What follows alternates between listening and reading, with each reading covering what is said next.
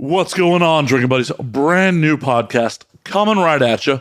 But real quick, you know what we got to do first. We got to talk about our lovely sponsors. First and foremost, we are brought to you by the video versions of this podcast. That's right. Experience the madness in full HD for 99 cents an episode or $6 a month. Get you unlimited streaming of all 90-something episodes. I don't even really remember how many episodes there are at this point on the video versions. I lose track, and it's early, and I haven't had much caffeine. All Matt problems. Not your problem. But there are nearly 100 episodes on the video version, and $6 a month gets you all of them unlimited streaming, or just buy episodes that you like for 99 cents a pop. Oh, did I mention the video versions are also ad-free? Just get right into it. See the facial expressions, the occasional nudity. So check that out today at anwd.net/videos. Once again, that is anwd.net/videos. We are also brought to you by my Twitch stream. That's right. Since the pandemic, if you're somehow blissfully unaware, I've been Twitch streaming for almost a full fucking year now. And yeah, I do it multiple nights a week, 4 or 5 nights a week, depending on what's up with my schedule. And check that out at twitch.tv/MattFandSlayer. Once again, that is twitch.tv/MattFandSlayer. Come hang in the chat. Come force me to do shots on camera. Drop a sub, some bits. It all really fucking helps out right now. I would appreciate the support. And also, check out the corresponding You Laugh, We Die YouTube channel, where I post goofy gaming videos. Check that out today. Search on YouTube for You Laugh, We Die. Last, but certainly not least, we are brought to you by our friends at Vinyl Me Please. Vinyl Me Please is the Record of the Month Club. The best damn Record of the Month Club. In fact, every month, Vinyl Me Please sends one album that is essential to the modern vinyl collection.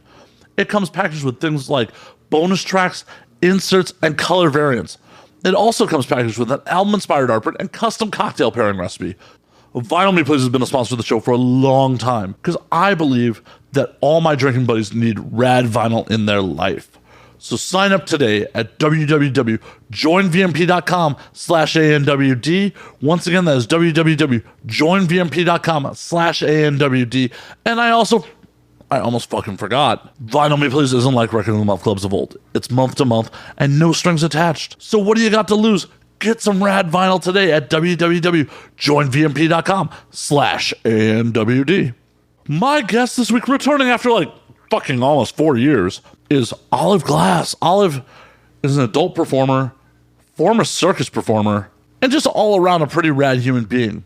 We just catch a lot of just catching up because her and I haven't like had a chance to just bullshit in a couple fucking years at this point. But we talk all sorts of shit about OnlyFans' art, her painting, her friends with circus performers. It was a really fun episode, and it was great catching up with Olive. And you can also catch Olive and I pretty much every Friday on Twitch playing Among Us for Suede Las Vegas, which is a sex worker mutual aid fund that I'm proud to help raise money for every week. Check that out on the Twitch stream also. But in the meantime, sit back, relax, pop a cold one, and enjoy, Drinking Buddies.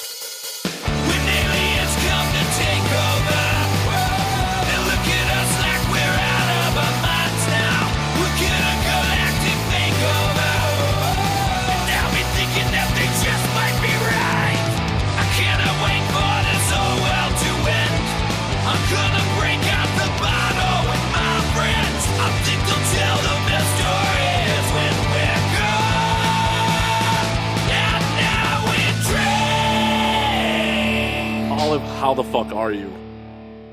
I am awesome. I am, I mean, it's been a hell of a last year and some months, however many, I don't even know time anymore, but I've been great. And like today I made stuffed mushrooms and I'm working on a painting and it's good. Hell yeah. Great. How are you? I'm doing well, as well as can be. I'm coming to you from my comfy cell, as I like to refer to it. Your company cell? My comfortable cell. It's comfy. It's good. Oh, yeah. Well, it's furnished good. And climate controlled and has booze I don't have to make in a toilet, so. That's a perk. Always a perk. It is. I'm not really worried about getting shanked. It's better than most cells that you get. Yeah. It sounds like a luxurious cell. It is. It just luxurious cell doesn't quite roll off the tongue the same to me, I think is why I haven't gone Plus, comfy cell. Yeah, That's good. just my comfy self. We realized right before you got on, it's been like 4 years since you've been on. I know. I was reminiscing back to the first time we were on, and I remember we talked about Nicolas Cage like a lot. Do you remember that? I do. And then I drank a bottle of wine, and then immediately after, like, raced to the airport. And I remember, I think I was flying to Vegas at the time, and I remember being on the plane. Like, I have like fuzzy memory between like like going through the airport, and I was just like, I made it on a plane. Well done, me. We've all had those moments. We all have absolutely had those moments. We're like, oh, it's real good that I'm not flying this thing. Yeah. Yeah. When I was taking flight lessons, I remember I had to cancel once because I was hungover, and I was like, I'm actually unable to fly a plane right now. Like, I don't trust myself. I need to cancel. That's probably a wise move. Like, operating something in a 3-dimensional space when hungover doesn't sound like a great plan. Hell, there have been plenty of times where I've been hungover and like, I don't think I should operate a car right now, let alone something that could go up and down too. Yeah, exactly.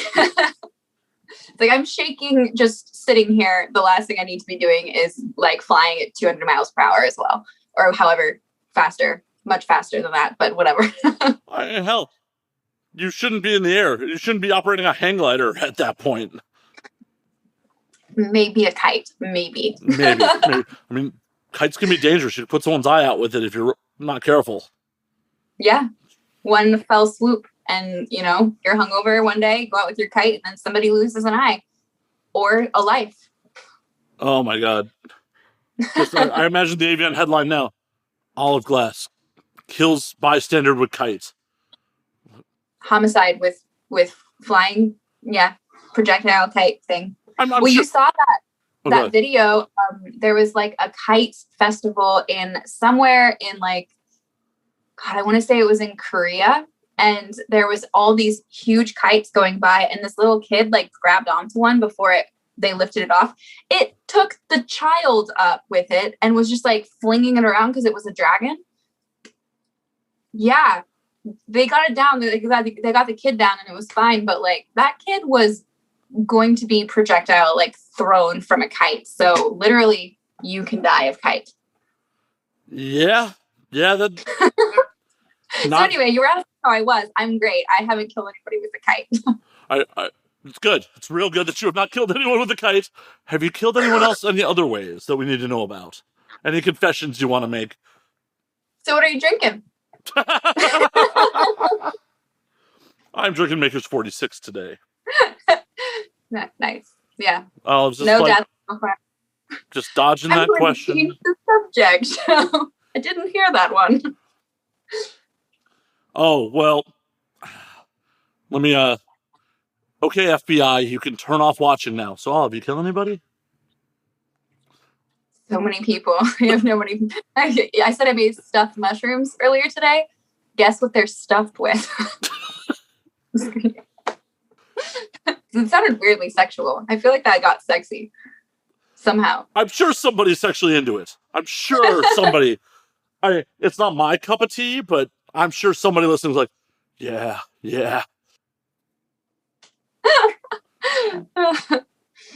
But yeah, so Among Us.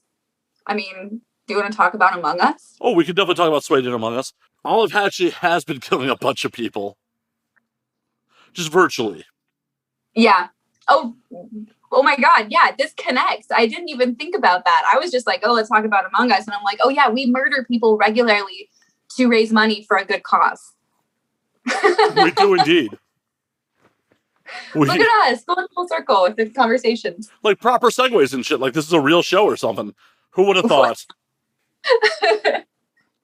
But yeah, myself, Olive Glass, Xander Corvus, a whole bunch of other sex workers are regularly playing Among Us on stream for Swayed Las Vegas, which is a sex worker mutual fund in the Las Vegas area. And, we're having a real good time doing things for charity, helping people out. Yeah, it's been awesome. I have to say, I have that was the first time I had ever streamed like in that sort of setting before, where we're all playing a video game and talking, and like, so this pandemic has been very interesting for me because I am like one of the least tech savvy people you'll ever meet. Like, I had to ask how to use Zoom before I got on, like before we started talking. I was like, should I call him? Is it like Skype? And I was like, no, grandma. Like,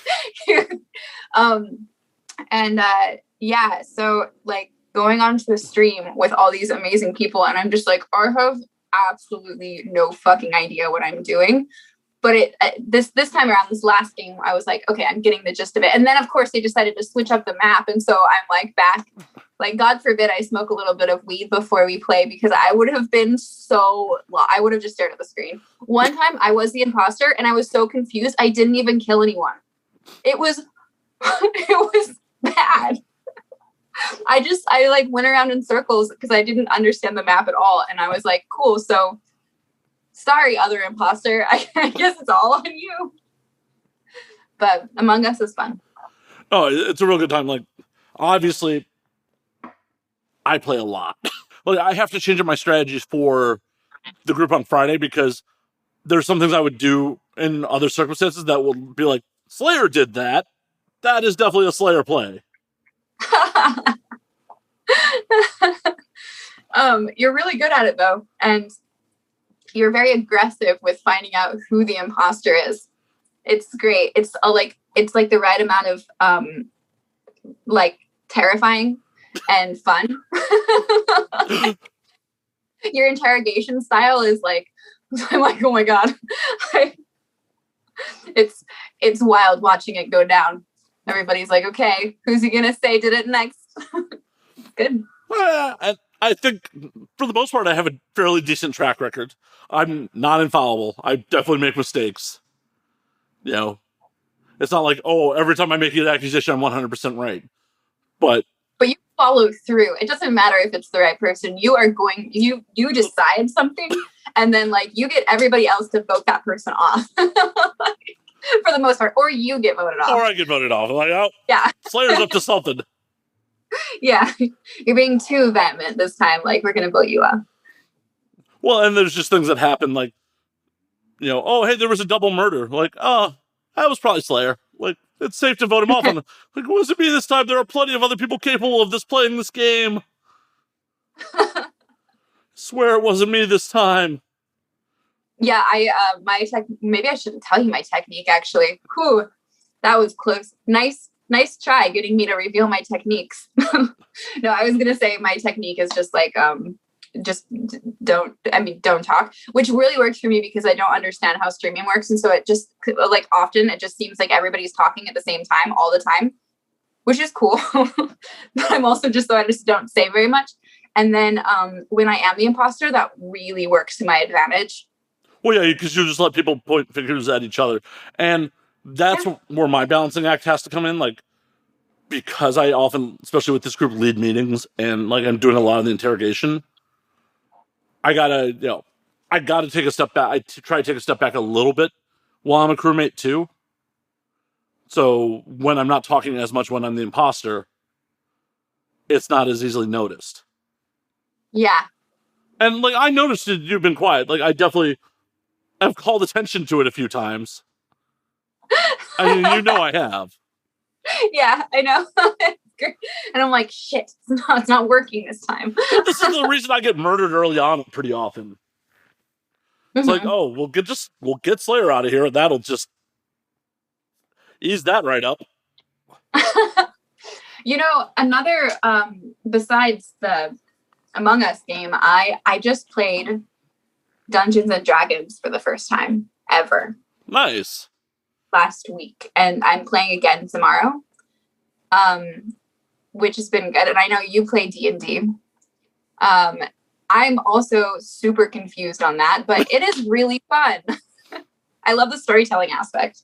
Well, D&D is one of these things where like it 100% matters what group you're playing with. It's like I can see that.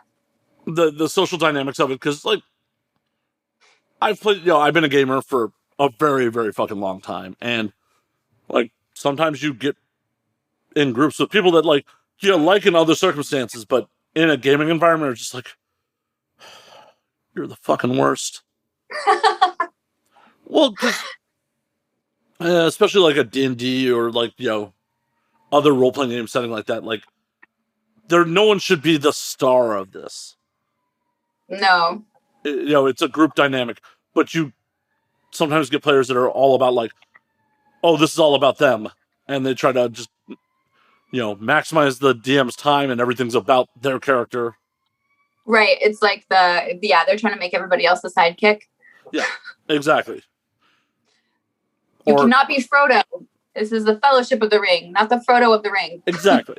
One thing I've been having a hard time with, maybe you can tell me what you do in this situation, voices. Because the group that I'm playing with, everybody has voices for their characters. And I am not a voice actor. And so I'm playing a centaur. No, a satyr. I'm playing a satyr. Okay. And my screen name, by the way, is like, Skater Boy, like the song. It's Satyr Girl. I thought it was really funny. Like with an 8. Oh my god! As your brain just exploded.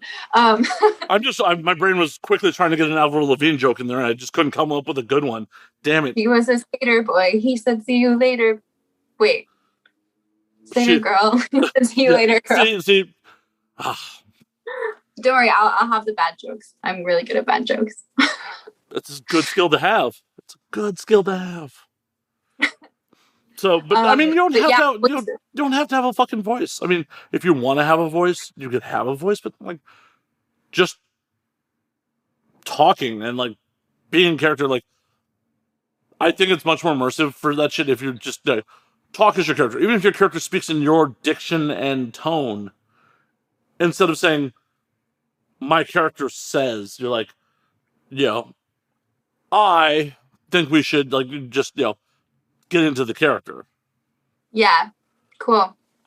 Do you have a voice though? I'm like, I want to hear a voice. Oh shit! I have one.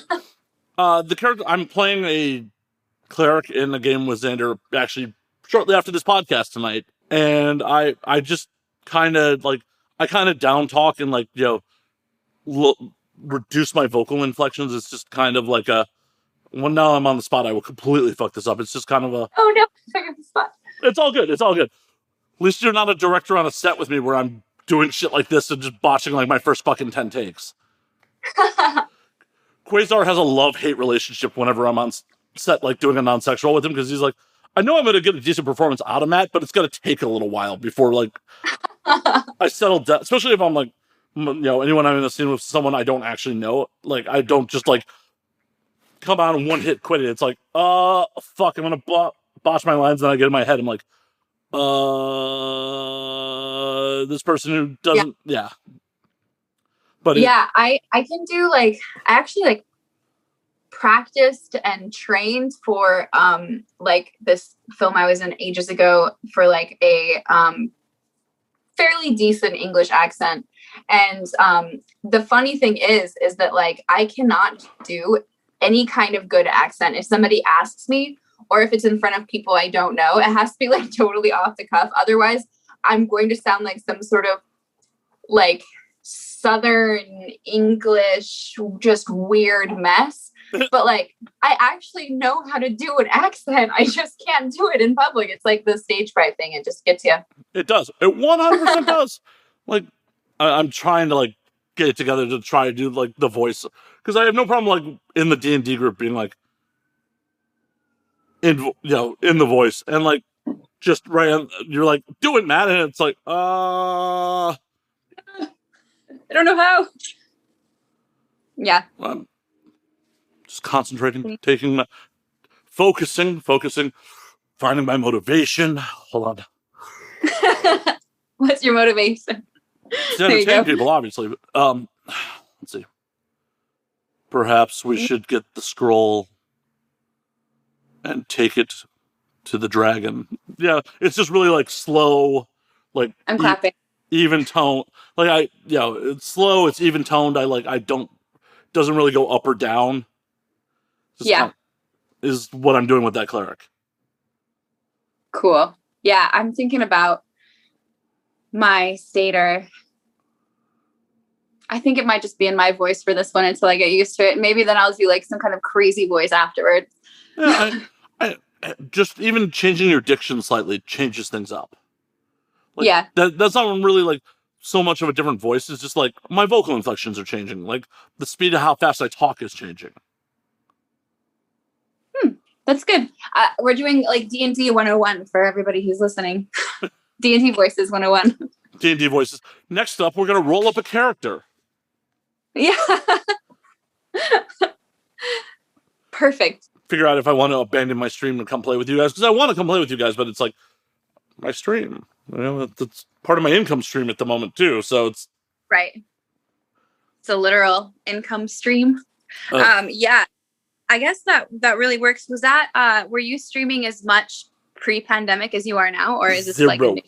I did not like I think I Twitch streamed a grand total of like 3 times in 2016, and nobody watched. Like, building a Twitch audience is fucking rough. Well, congrats. I mean, that's awesome. It's a great new venture to be going out on. And I mean, honestly, it just like suited you so well. I had figured you'd been doing it for years now. No, it's literally like, come March, I was like, oh, hey, I'm stuck indoors. I'm going to play a bunch of video games probably in my free time. I might as well monetize this. And I got dumb lucky. So at the beginning of the pandemic, for whatever reason, SoundCloud and Twitch made a deal where they were trying to get musicians on Twitch to make up for like lost performance revenue. And if you had a SoundCloud Pro account, they automatically bumped you to affiliate. Okay. I have a SoundCloud Pro account literally to repost podcasts. That's awesome, though. I mean, that really worked in your favor. It did. It wasn't even my primary. It's not even my primary my hosting platform for the podcast. It literally was there just because the embedded player on my website is a SoundCloud player. Only reason I have it. Perfect. Yeah, I just did a Twitch stream with my friends last week for the first time. Hell yeah. We're painting a mural right now, and so we were just like had it going while we were painting. I was like, it's pretty cool. I mean, we had all of like 4 viewers, but they were badass viewers. So I mean, you gotta start somewhere. You'd be amazed how many people are streaming for quite some time to no one. Yeah. I mean, honestly, I was kind of expecting that, and I still didn't care because the important part was that we were trying something new and like, you know, documenting what we were doing. And so that was cool. But then I was like, oh shit. Like, and the people that were on there were like, hey, I'm at work and you have good music. And whenever we look at the screen, you're like some new part of the painting. So it like, it's nice background, like atmospheric. So yeah, it was cool. I was like, all right, this works. Hell yeah. Pretty soon your stream's gonna be much bigger than me. People are just gonna be there for the relaxing painting. I'll be like the Bob Ross of porn. That's the new tagline, the Bob Ross of porn. I think you gotta grow your hair out a little bit though. You just gotta get that fro going.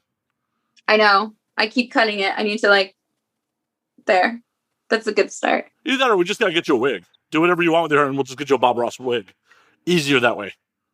Yeah, perfect. Oh, that'd be great. Be like a happy little tree here, a happy little bush here. Happy little bush here. I'm sorry, you can't do that on Twitch. Can't do that on Twitch. Happy little bush here. Exactly. Mm-hmm. I mean, you could probably turn that into OnlyFans content if you wanted to. Yeah, I mean, I was on my, I think on my Patreon before I even moved over to OnlyFans, I had like a naked painting like thing I would do where I would literally just sit and paint but naked, and it was great. It was awesome. I mean, people seemed to really like it, and it was the easiest possible thing for me. Like I didn't have to hardly do anything. I would just paint naked, and I think I need to start picking that up again. I mean, obviously not for Twitch, but no, for like OnlyFans. Yeah, hell yeah, yeah. Paint naked. For Twitch, they probably deplatform you pretty quick on that one. What if I was painting in a way where the canvas covered all of the X-rated bits? Do you think they would still take it down if it was like totally censored by canvas and all you could see was like my top part and my legs? I don't know. I'm not going to try because I feel like they would find a way. Twitch would find a way. Be interesting. They probably would. They'd probably be like, no, this isn't, nope. Yeah. And you'd be like, but this isn't sexually explicit in any way, shape, or form. It's not, I don't, They would. yeah, probably not. By the letter of the law, I don't think it's a violation of the TOS, but by someone, Association to my Twitter account. yeah. Yeah. Yeah, for sure would get kicked off. I understand, like, Twitch is a platform that children are on, but we have the ability to lock our channels to be like, you have to be of 18 to see this. Yeah. So I don't know why they should be discriminating against people that are like, I'm not actually doing anything pornographic here.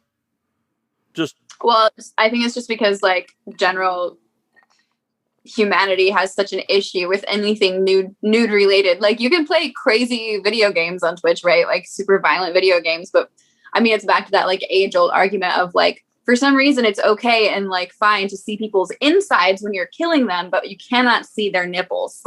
like yeah. Yeah, I'm actually utterly surprised I haven't gotten some of my Cyberpunk 2077 content pulled. Because I didn't... You're what? Cyberpunk 2077.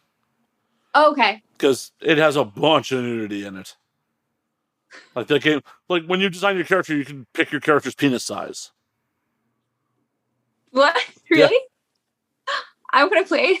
Like, hey, I want to make a character with a gigantic penis. Oh, and I mean, it's really cool. I mean, there's definitely been some backlash from the trans community, but like, you can make a trans character in the game. Cool. Unfortunately, like some of their marketing apparently was a bit insensitive to the community.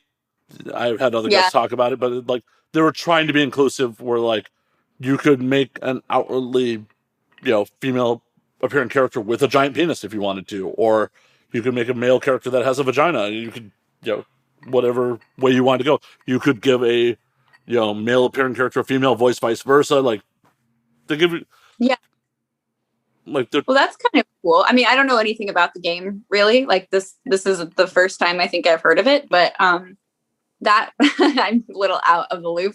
But I do think that sort of thing is neat. Like you usually you get like either to choose male or female, and that's it from for the most part from what I've seen. So like having that, the choice is cool. Yeah. Yeah. The character customization is really cool. Like, hell, I went, very cis male with my character, but still gave him like long painted fingernails, like feminine looking. Black. What color? Black. Oh hell yeah! Yeah, it was like. Have you seen the movie Gretel and Hansel? I have not. So you've seen like Hereditary. Yeah. Right. Yeah. So Gretel and Hansel is made by the same people, or it's at least the same distribution company, but I'm pretty sure it's the same people. And the like witch in one part of the movie, this isn't a spoiler, no worries. She's like super hot, and she has these like long black fingernails, and then like paint up to her knuckles, and so it just looks like long black claws. I want like really long black fingernails. They're just so cool looking. Hell yeah. But also I live with long black fingernails. So oh, this is fashionable. Hopefully I don't have to type anything. Yeah. Or touch my face. One time, so a while ago, before I was on your show for the first time already, actually, I was doing a shoot where they needed me to have like red stiletto fingernails. They're the ones that are like pretty pointy. Yeah. And so I got them done. I'm not good at having my nails done at all. And so I was like seeing somebody at the time, and I went to like touch their face to like kiss them and be all sweet. And I accidentally like stabbed them, and they were like bleeding out of their ear and cheek. And then this happened twice to them until they were like, you need to trim those. Like, you don't know what you're doing. And like, do not touch my penis with those nails because I see what you've done to my face. And then like, I would wash my face and I would forget that I had my nails, and I would accidentally like hook them underneath my eyebrows, and like I had claw marks underneath my eyebrows because I went like this and then just stabbed myself right in the eyes. You probably showed up someone like, is someone abusing you? Oliver, are you okay? Like, you could tell us. Yeah, not okay. All I'm imagining during this whole thing is we got to get you like those caps that you put on cats. Like, instead of cutting their nails, you put little caps over their paws. We just got to get those for you whenever you get your nails done. So whenever I voluntarily choose to go get long, pointy fingernails, we also have to go get long, pointy caps for my fingernails because otherwise I hurt people. And then I can imagine you show up on set and like, Olive, what are on your nails? Like, oh yeah, whoops. Gotta take those off. Forget about those two. And then take them off and immediately hurt somebody or myself. See, you shouldn't have had me take them off. They're there for a reason. Like a cat. Just tear up someone's couch. Like, my bad.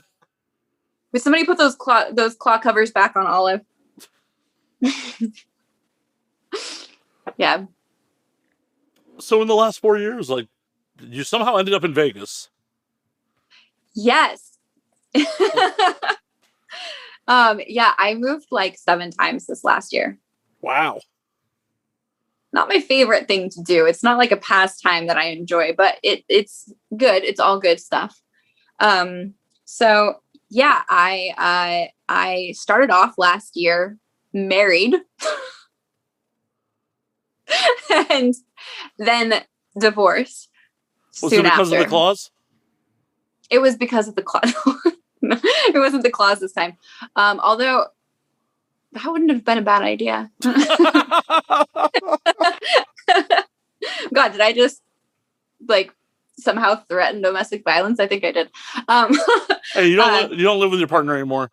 It's no longer domestic. Yeah. It's just violence. Thank you. I woke up this morning and I didn't choose domestic violence. I just chose violence. Right? You no longer live with that person. You just got to go out on the street and do it. Yeah, it's like Mortal Kombat style. Like we're gonna solve this in the streets. We don't need any paperwork. Nope. So yeah, then I moved to Utah and then I moved back to LA. Like 2 or 3 different locations in LA, and then I moved to my place where I am now in Vegas. And yeah, and then I should be moving into a new place before too long. So we shall see. Eventually I'll find somewhere. Me and my cat are a little bit tired of moving around, but I can only imagine. We're doing good. It's an adventure. Like, I mean, people feel like they're kind of like stuffed up in their houses and like getting cabin fever, and I am not getting that. So that's the plus side. True. Have you, has your stuff been reduced? Like every time you move, you're like, I don't need this. Just get rid of more stuff. Well, yeah. When I was moving out of the place that I had with my ex, I was like selling a bunch of furniture, but I was like, I can get a storage unit, keep all this stuff. And then when I move into my next place, thinking it would be my final place, I would like, just, I didn't have to get rid of anything. And then, on like, I want to say the 5th move, I was like, fuck everything. Like I'm getting rid of everything. And I got rid of like everything except for 3 medium-sized suitcases of stuff. I was just like, I'm done. I've had it. I'm not doing this anymore. So I had like a cat carrier and 3 suitcases. And like most of that is stuff for set, like wardrobe, because, you got to have options. Like I cannot tell you how much I hate shopping for high heels. So I just hang on to those motherfuckers as long as possible. So that I have like one entire suitcase is just high heels. That makes sense. I was about to say like $3 suitcases is less than what most performers show up to conventions with. Yeah. Yeah. I'm also really good at packing. So 3 suitcases is like a normal person's 6 suitcases. I can get a lot of stuff into a suitcase. Yeah. A lot of human meat. A lot of human meat. Yeah, I've been one of those suitcases is like 4 people.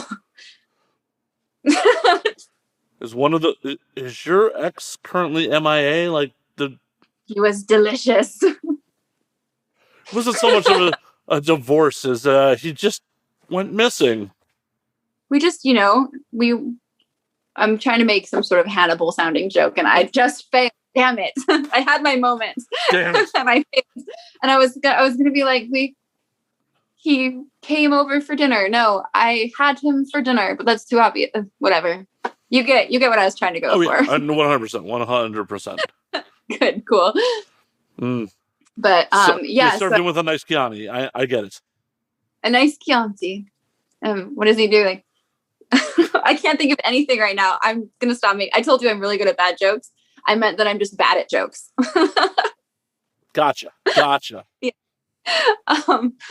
Yeah. Fava beans. Yes.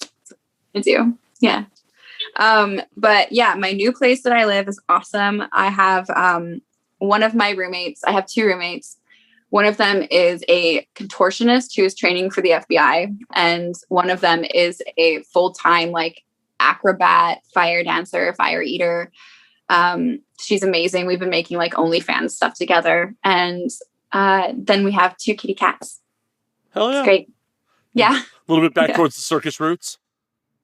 Absolutely. They're actually people I knew from when I worked with the circus. So it's been really good to reconnect and just be like, oh, like my old circus buddies. And it's funny taking a break from being around, circus people and then diving back into it again. And everybody that I meet, I mean, not that I'm meeting a ton of people right now, but like all of their friends are people who are in the circus. And so I'll be like, oh, like this person seems cool. What do they do? And it's like, they play the flute while standing on the back of a galloping horse. And I'm like, oh, cool. That's normal.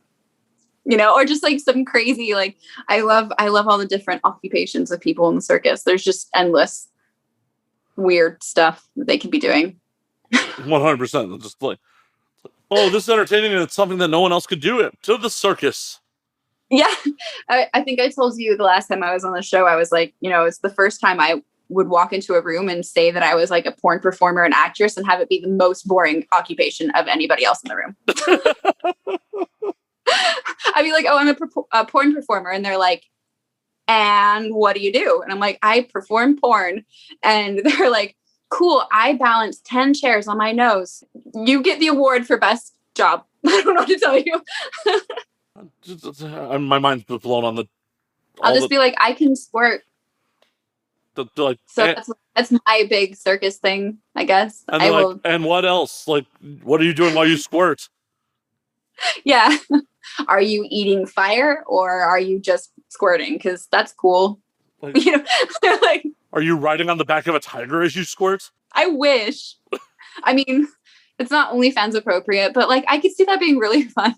Well, it could be OnlyFans appropriate if you like made a fake tiger on wheels and had someone pull you around on the back of a fake tiger.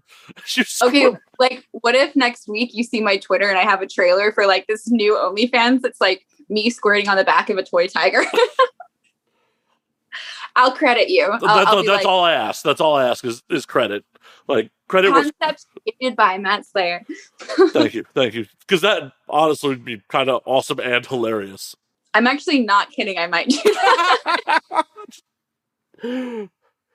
One of those like children's toys that you can like they're animals on wheels and you can like pull.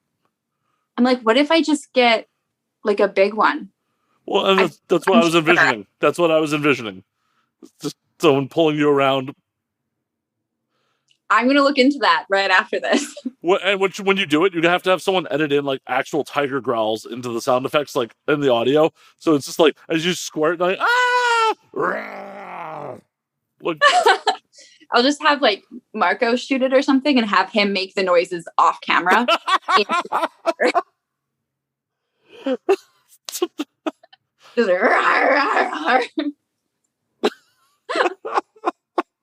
Yeah. He just shot one of my content, like a content scene that I had an idea for. So my roommate is also a wardrobe designer for the circus, and she has like a bunch of her clothes in the basement, and she let me borrow some of them. And so I was shooting a scene with Xander, and so I brought over like a gold sequin cape for him and nothing else. And then I was wearing this like silver sequin getup, and it's basically like he is kind of a porn magician, and I'm his assistant. And like every time he like waves his hand around and like throws his cape around, and I appear in different positions. And so like all of our sex positions are like after he has done some sort of like oogie boogie with his hands and thrown his cape around. It's going to be so amazing. And we don't really talk the entire time. So it's like a little odd. And we're gonna put music over top of it, but I almost like how incredibly awkward it is with us just like quietly doing weird sexual magic tricks. It's been great.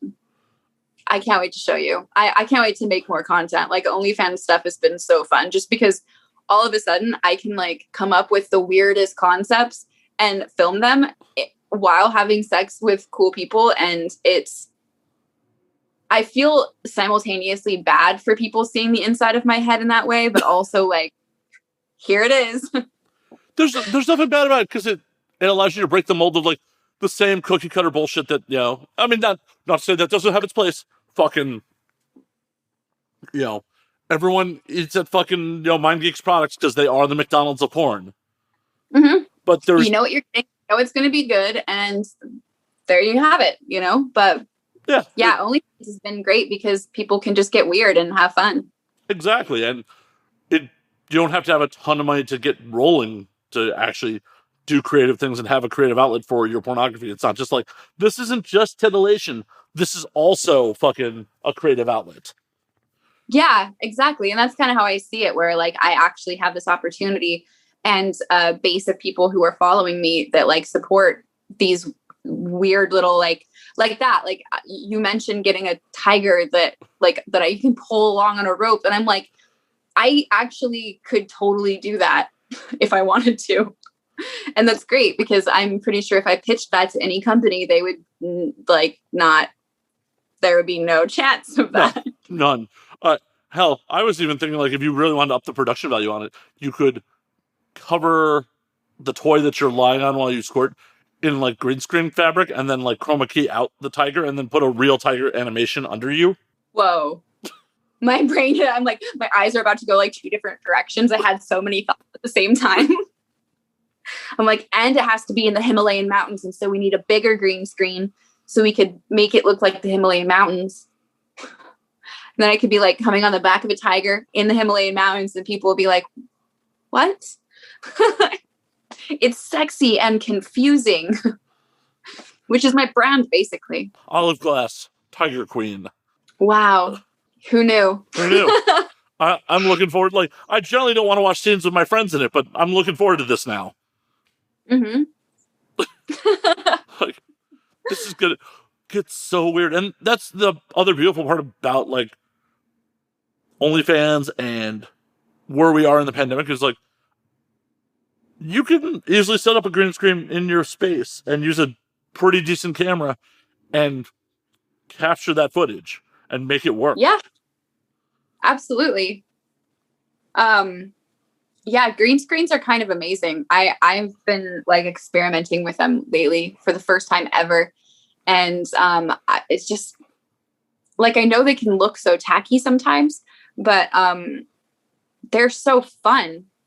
Yeah, I mean, that looks like, I literally thought you were like in a whiskey cellar. So I was saying it was tacky, but thank you.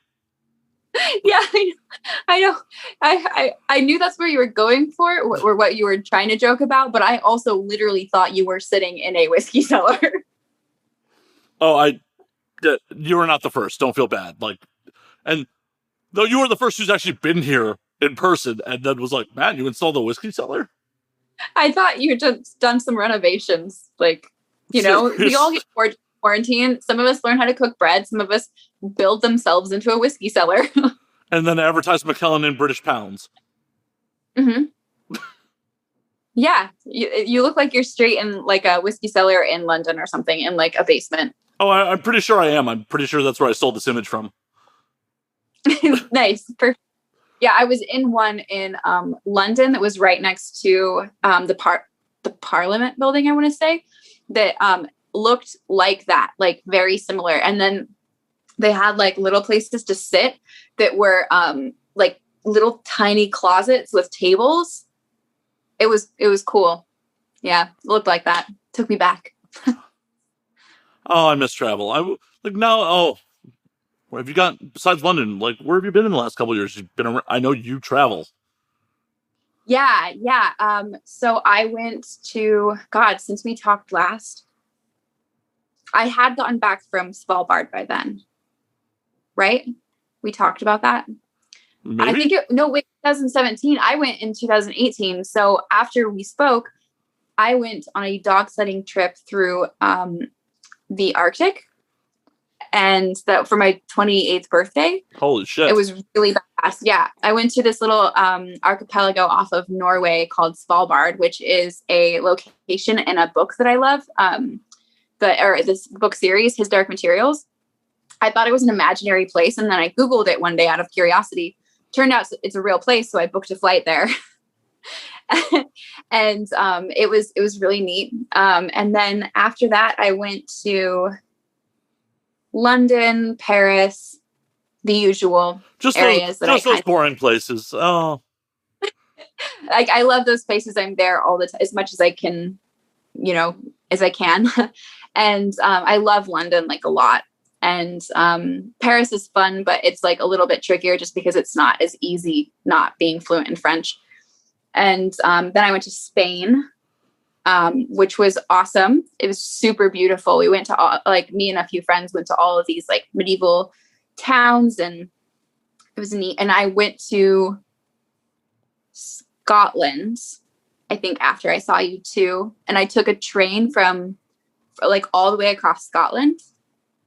Had a lot of really crazy adventures. I like accidentally took the wrong train once, ended up on the wrong side of the like fucking whole country. And yeah, that was a rough day. And I went to Nottingham, in England for February 14th and like kissed the statue of Robin Hood as my Valentine, which was really fun. Yeah. And then we went to, me and a friend went to like Ye Olde Trip to Jerusalem, which is the oldest pub in England. And it's built into the side of Nottingham. Oops. Am I there? Yep. We're still here. Okay. Yeah. Ye Olde Trip to Jerusalem is the oldest pub in England, and it's built into the side of Nottingham Castle, like a cave. And it's like so cool and weird. And it's just full of like a bunch of old drunk Englishmen, and which is really fun. So we play darts and get really drunk there. That's awesome. Yeah. And then God, and I guess like that's the extent of it, unless I'm missing something. Oh my God, that's the extent of it? That's all? So disappointed. No, that's awesome. I can't wait to get out after the pandemic lets up though. And I think I want to go to, I have so many places I want to explore. I want to go to Morocco really badly. Oh, me too. Me too. Yeah. The outdoor markets seem pretty fucking legit. And the street food I heard is like amazing. Well, so I just want to go to Casablanca as part of it. Yeah, right? Like, when I was in southern Spain in 2015, I was legitimately thinking about like, how can I pop over to Morocco for like a day? And the logistics just weren't there, but it's like, oh, I want to. Hey, I was in, I think Alhambra when I first got the idea of how easy it would be to go to Morocco. So that's where I got the idea too, because it's, I think it was Alhambra that has like all the outdoor Moroccan style markets, and and then the cathedrals there. And I was like, shit, this is awesome. You could just take a ferry over but yeah, it didn't happen. Maybe we'll just make a big group trip and go to Morocco. Is Morocco dry still? That's my only concern. Is it dry still? I think it's a dry country, like no liquor. Oh, I thought you meant like, is it like no rain? And I was like, I'm pretty sure the weather. Well, I mean, it is North Africa. You never know, man. Well, we could just smuggle it in like mouthwash bottles like they do on what is it, on cruises? Or if you want to bring, like, you bring vodka and just put a little bit of blue dye in it and then fill up a few mouthwash bottles and bring that on. It's not classy, but as I like to tell people all the time, low is a class. There you go. Perfect. I mean, I'll do it. Can't imagine like exploring the world sober, or at least not with that little buzz at least. Yeah, I like to have the option. Like when I'm traveling by myself, I don't drink like a lot because I mean, I have before, but I try to avoid doing that just because like by myself in like big cities seems like a risky idea. The one time that I got completely wasted in London, I was at a drag show until like 3 a.m. Ended up like wandering off with the performers to get McDonald's. And then they were like, okay, well, we're going to go home now. And I was like, okay, I can walk myself home. No big deal. And I ended up like, I got to my hotel, but I couldn't figure out that you have to press a button for it to unlock. Oh no. And I was just standing out front, like too drunk to really like think through it. And I was just like, am I going to have to sleep on like the front steps of my hotel because I can't figure out how to get in? I figured it out. It was fine. I got in, took a shower, and went to bed. But I was seriously thinking that I would be like sleeping on a doorstep in London, like completely wasted after partying with drag queens until like early morning hours. That was like one of the few times when I got like wasted when I was traveling. I mean, it's good to let loose, but I totally understand like why you would not want to like be trashed by yourself in another country. Like stranger to strange land. Like I'm a fairly big dude, so I feel comfortable doing it. And there's definitely places where I'm like, nope, I'm not getting trashed here. Like Colombia, like right. Bogota, I'm like, I drank, but I didn't like get fucking wild. London, you just gotta have your wits about you. Yeah. London, on the other hand, I got fucking annihilated. Yeah. I went out to Crowbar in Soho, and it was like $12 for a fucking bullet rye on the rock, or 12 pounds for like a bullet rye on the rocks. I'm like, whoo, this is gonna get expensive real fast. Or they had like, I want to say like 16-pound pitchers of what they called Lynchburg lemonade. Nice. I drank a couple pitchers. Like, I definitely shared some with like just randoms I met. Like, here, have some. Oh yeah. Ended up like, I mean, I'm sure everybody was like, fuck yeah. Like everybody there drinks more than I've seen a group of people drink in my entire life, like on a regular basis.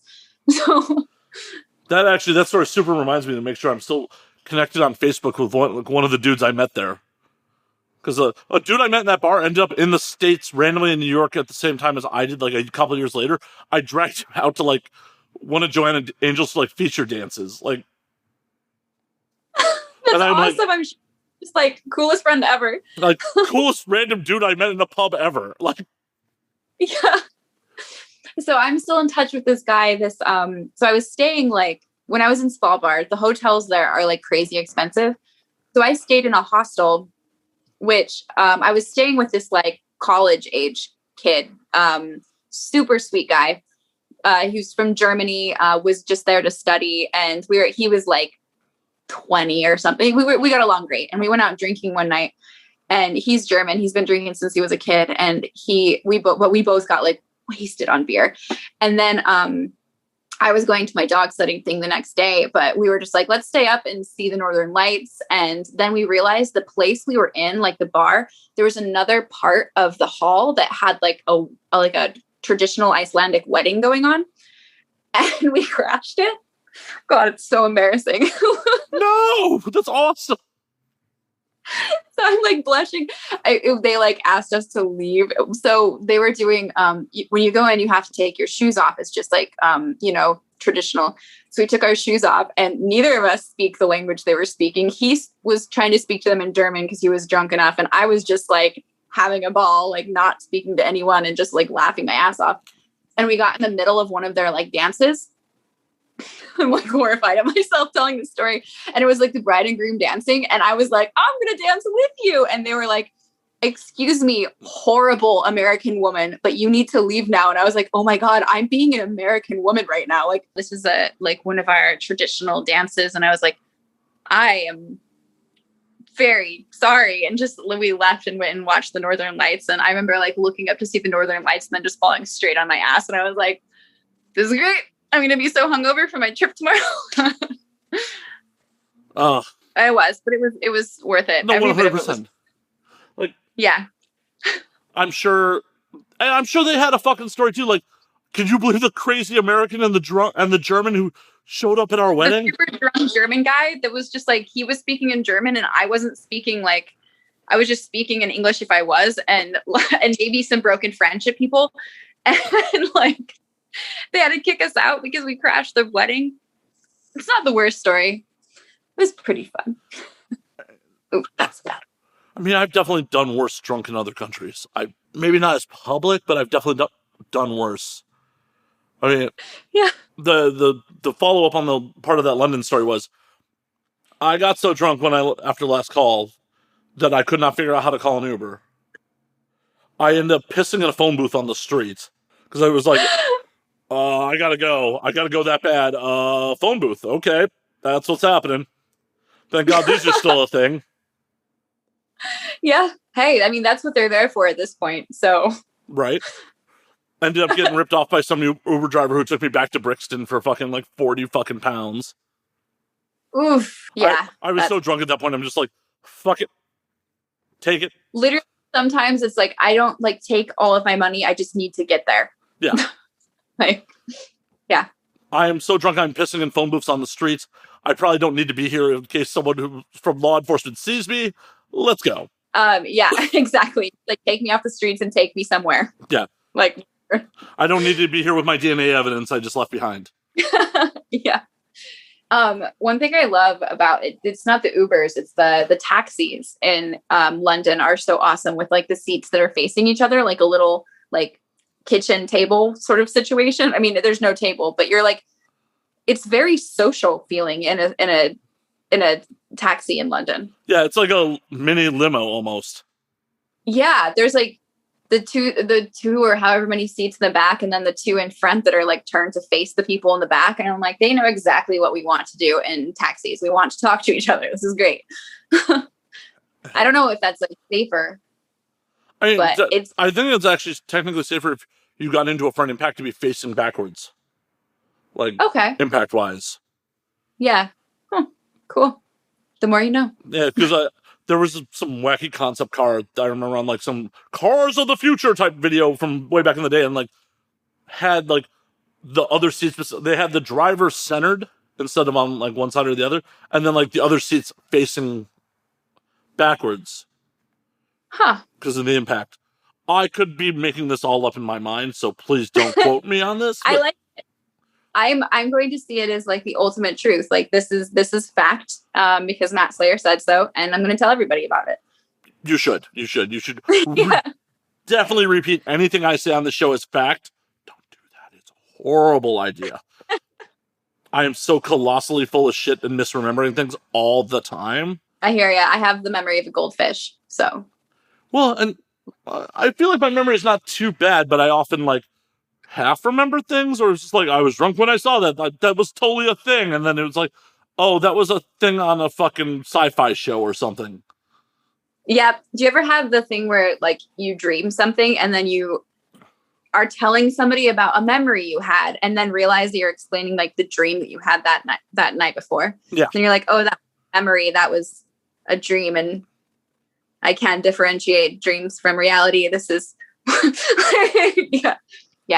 Yeah, I've definitely been there before, and I'm like, is this what dementia feels like, where I can't tell the difference between dreams and reality? Is this what? Yeah, I know. I always like start questioning my like mental state. I'm like, I just told somebody a dream as if it was something that really happened to me, and now I don't know who I am.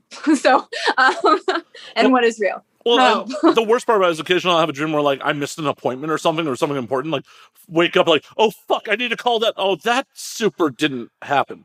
That appointment isn't real.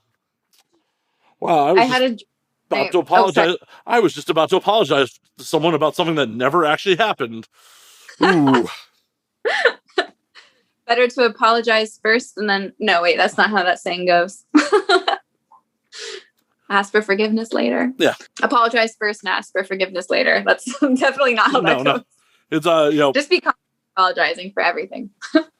It's better to ask for forgiveness than permission, I think, is like, yes, which is a super problematic statement these days. I mean, yeah, it's, I'm a huge prescriber to consent, and that's like the opposite of consent. Like, hey, sorry I finished inside you. Yeah. Like, no, that's not, no. Not chill. Not chill. Not chill. Hell, in reality, I think that was, in the way human society should work was always a problematic sentence. Yep.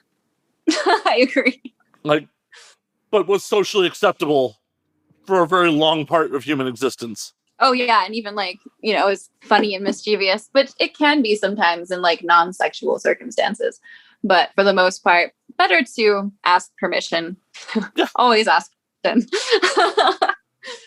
Unless it's with the like government or something, and then I would just say go for it. The government gets no consent. No. Unless so I have. Oh, go ahead. Sorry. Go ahead. No, I was going to say, unless it's about storming the Capitol, definitely ask about that first. Oh yeah, I mean, yeah, I guess saying like don't ask permission from the government is something that also the people storming the Capitol would say. Which, okay, so I retract my statement. Just ask permission. I don't want to be grouped with those people. It's terrible. Everybody always has permission. Yeah, definitely don't want to be grouped with those people. Not so much. So I have a fun thing. I cannot for the life of me find my phone charger, and my phone is at like 5% battery right now. Oh no. So we might have to wrap up our conversation. But I'd love to come on your podcast again. And I don't always lose my phone charger. It's just today I cannot for the life of me find it. That is a damn shame. I'll go grab the charger and be right back. Can we pause this? Of course. Okay, sweet. I'll be right back. I'm back. Welcome back. Thank you. That was a little adventure just now. Olive's little adventure for power. Yeah, for power. For power, for glory. Yeah, for glory. Sparta. I also have this wee pen that I got while I was down there. So both good things. I really hope you didn't have to kick Marcos into a pit to get that charger. Oh, they'll be fine. They're just falling forever. It's fine. They won't actually die. They'll just fall forever. You have no idea how difficult it was for us to find a brick for me to plug the wire into. It was like, we were like, while I was downstairs, we were like underneath beds and like in closets and shit. It was an adventure, just that in itself. It sounds like you need to get just a tad more organized. Touch. Yeah. I mean, I could have brought my phone charger, so there's that. I left it at home. It's okay. It's okay. Yeah. You're still in your place in LA. Yeah, of course. Yep. Though I think the internet may know something I don't, because I've been getting a lot of targeted ads for new apartments. Like, do you guys know something I don't? Like, am I getting kicked out? Like, what's happening here? Yeah. Either that or my phone hears me complain about my neighbors so much. They're like, don't you want to move to somewhere new? Well, that's better than mine. I get like those shopping games that are like, pretend like you're a princess and let's go shopping. And then therapy ads. And I'm like, what have I been doing that you think that I just want shopping and therapy? Like, what sort of clueless movie existence is this? Well, and on top of it, you only need one or the other. You don't need both. Right. They're both types of therapy. There's the literal therapy and then there's shopping therapy. Yeah. And retail therapy works wonders sometimes. It does. It actually really does. Whenever I'm stressed out, go do a little online shopping. It does the trick. Buy myself a new corset that I'll wear once because it's hot and then never wear it again. See, your retail therapy is different than mine. I'm like, ooh, new gear, new electronics. Like, oh, that new mic or that new camera I don't need. Or what is your latest purchase that you were very excited about? Honestly, the most recent purchase that I'm very excited about is the camera that you're looking at me on. Oh, great. I mean, it looks great. You look great. Aw. Everyone's so complimentary of the Suede group. Like, tried to self-deprecate last night. And like, everyone's like, oh, no, you're cute, Matt. I'm like, well, I was trying to be funny. Thanks. Isn't it hard when you're trying to be like funny and self-deprecating and people are being so supportive and you're like, no, thank you. Thank and you. Then it's like, oh shit. I super wasn't fishing for compliments here. I was literally just trying to make a self-deprecating joke. And you're just showering with support and now I feel weird. Right? Come on. I'm a trauma survivor here. I'm not used to this. This is weird. This is weird for me. Yeah. Yep. But- Done that before where friends are just like, no, we love you. You're lovely. And I'm like, oh, shit. This joke isn't landing how I was hoping. No, definitely not. Well, and at least with this camera, like it's like, oh, I can justify this purchase. Like I'm using this thing almost daily. If you want something enough, you can justify it, like, no matter what it is. Yeah, but that's all. You do use it a lot, so that is good. Right. It's like, it's a legitimate justification, not just in my head justification. Like, yeah. This thing lives on a tripod over my couch, and I stream 5 nights a week, and then I'm doing podcasts when I'm not doing that, or shooting weird little videos for myself. Like, 100% justified.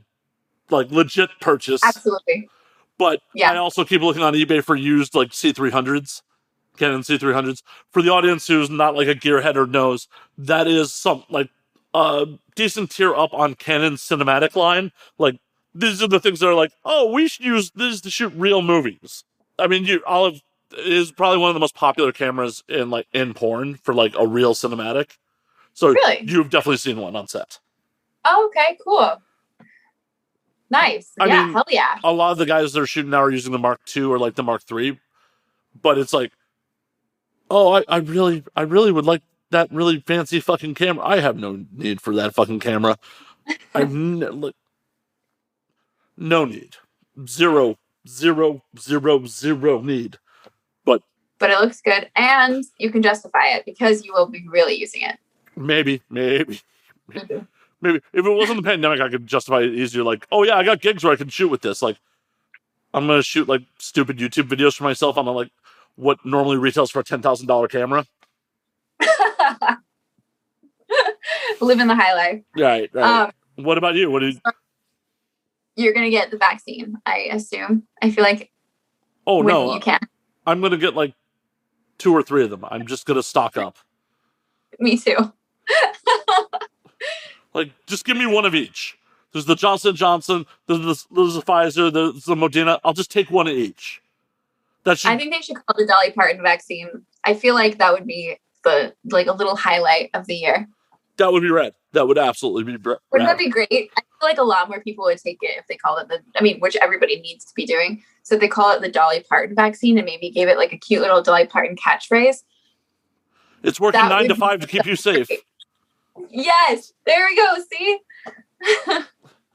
And also, if the Dolly Parton vaccine, it would be the DP vaccine. But the rest of us don't want to be vaccinated against DP. Like, yeah, I don't want to be vaccinated against that. I want to be double vaccinated against. Just kidding. Put 2 needles in me. What's blowing my mind is like there are so many. The people I've seen the most guilty of this are a lot of Instagram models who are like, I'm not getting the vaccine. Like, why? Yeah, it's really upsetting to me when I'm following people and like they like post their opinions about the vaccine and like, oh, like what they think is in it or whatever, which is usually not scientifically backed whatsoever. And they're just like, it's just depressing when you find out your friends are anti-vaxxers. Oh yeah, or people I would like to have sex with. That's depressing too.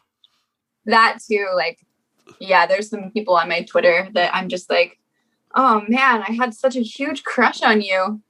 And then you posted that thing about being like hardcore anti-vaxxer and then like just spewing entitlement out of your mouth because you're like a pretty wealthy young woman and you don't have to deal with things like most people do. And it's like, well, if you don't like, we shouldn't get vaccinated. We should just eat all organic and live in our own cabins in the middle of the woods where like we can completely be self-sustainable. It's like, you can do that because you have like tons of money you make from camming or whatever, but like the regular person, like also that doesn't mean that you won't get sick. It just, yeah. Right. Well, and the thing about it is like, I had to pitch it to a friend of mine. Like, I love her to death, but she's got some wild theories and she says, I'm just not getting the vaccine. She came down with COVID and it was a mild because she's like, I already got COVID. It'll be fine. I have antibodies right now. I don't need the vaccine. I'm like, they only last like 90 days. The next time around, maybe worse. It still doesn't mean that you can't get people sick from it. Even if you can't catch it again, because the virus could be alive on your skin, on your body, on your clothes. You can still definitely get people sick from it. And she's just like, no, it'll be fine. I'm like, how about this? You want to travel. Pretty soon other countries ain't going to let you in without the vaccine. So fucking get it. Exactly. She's like, well, I'll get it if I have to do it to travel. I'm like, there you go. Fucking get it. Yeah. just get the vaccine. It's like, I mean, just if we could get life into some semblance of like normalcy again and like travel and, you know, be around each other without being tested every day. Like, and, you know, in the industry, we're obviously being tested like all the time. And it'd be really cool if we didn't have to do that. Like we already get tested every 14 days at least. And having to do it every single day it's rough. Oh, it's yeah, a lot. 100%. Especially like the last set I worked on, they're like, oh, we want 24-hour tests. I'm like, you do realize. Literally every single day. And like just your schedule just gets crazy. Like, Yeah. you know, and then with places have different hours or the tests get there late or whatever. And it's just like, oh my God, I'm so glad we have these safety measures in place. And I'm so glad, I'll be so glad we do not have to use them anymore. Like just everybody needs to be vaccinated. We'll just go back to. Yeah. It was just, yeah. Oh, like, cause I was on set 3 days in a fucking row. Like it wasn't like a day off there. And it's like, I had to commute all the way up to fucking Calabasas for the shoot, then to Reseda to get tested, then back to Hollywood. Yep. Yeah, I was living in Culver City and I don't have a vehicle. So I was Ubering from Culver City to Northridge every day, like back and forth. For one thing, that's like between $60 and $100 trip right there. Yep. And an Uber, which is like, oh my God. I just need to get a vehicle, but I just am not like, I'm not getting a vehicle yet. So it's just like, wow, it's such a pain in the ass. And then working on top of that. So you get up like super early, go get tested and work, and it's a lot. It's a fucking ton. And like, yeah, it's cool that like a lot of the productions are covering the testing costs on the COVID tests. Oh, for sure. But yeah. It's still like the hours out of my day to get the test done is like, especially when you're making PA rates. Yeah. I'm not pulling performer rates. I'm making a PA rate. It's like, this is getting to be not worth my time doing. Yeah. Oof. I've heard other PAs say this actually. Yeah. It's just like, oh, especially if you have a shit day on set where you're like, oh, we're here for 12 hours. Yeah. And then I got to be on set the next day, but I got to figure out a point to get tested in that time frame. Yeah. So I don't know if I told you, but I left the industry for like a year and a half. And then I just got back in June. So like full COVID. I'm getting back into the industry in the middle of a global pandemic is one of the most absurd decisions I've ever made in my entire life. I was so confused about the testing structure and like how to go get tested, like when to go get tested. It was coming into it after having not even been in the industry for a while was, yeah, my mind was just, I was like, I don't even know what I'm doing. Like I relied on my agents to be like, okay, and now go to the testing place. Okay. And then you have to go back tomorrow. Like they had to remind me for like a couple of weeks. I was like a child. I was like, what do I do now? Oh no. When do I get sex? So what made you decide to come back in the middle of the pandemic? It was nothing to do with the pandemic. I just was missing like the industry and I took some time off because so about 3 years ago, my mom died and it was like pretty rough. And that's like, it wasn't a year and a half ago. Actually, it was like 2 years ago that she died. So and I kept shooting for a little while and then I realized like I was mentally just not there. And I feel like as a performer, if you're just mentally not into what you're doing, then it can be like really psychologically damaging. So like people who push themselves to stay in the industry for the money and they don't actually like shooting, I think it's really unhealthy. Like everybody's got to do what they do. Not judging anybody for making whatever choice they're making. But I was like, I need to not. If I'm going to set to have sex with like a bunch of super hot babes and I'm just like, oh, another day at work, like, you know, that something's wrong. so I did that a couple of times and I was like, all right, I got to take some time off. And so I took a little while off and just painted. like full time. And so I was in my studio painting like 8 hours a day, every day. And I started working part time for this like sort of gothy art gallery for a bit. And yeah, it was really good. And then I was like, wait, I really miss having sex on camera. So, so I'm back at it. I was just like, I'm ready for it again. Let's do this. Hell yeah. Hell yeah. Hell yeah. I mean, yeah. Welcome back. I'm not knocking your choice to come back in any way, shape, or form.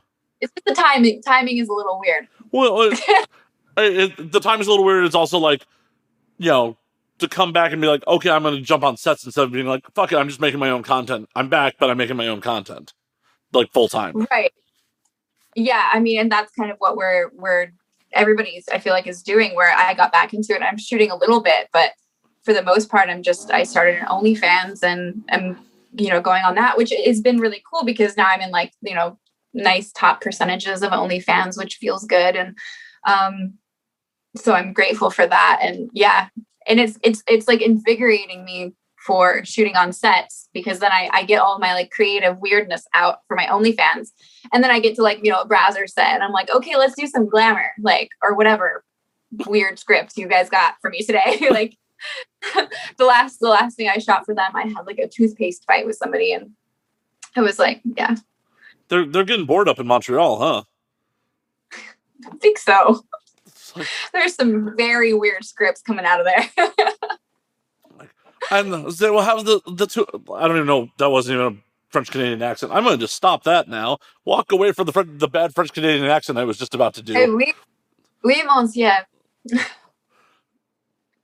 But they're like, we'll have a toothpaste fight. That'll be hot.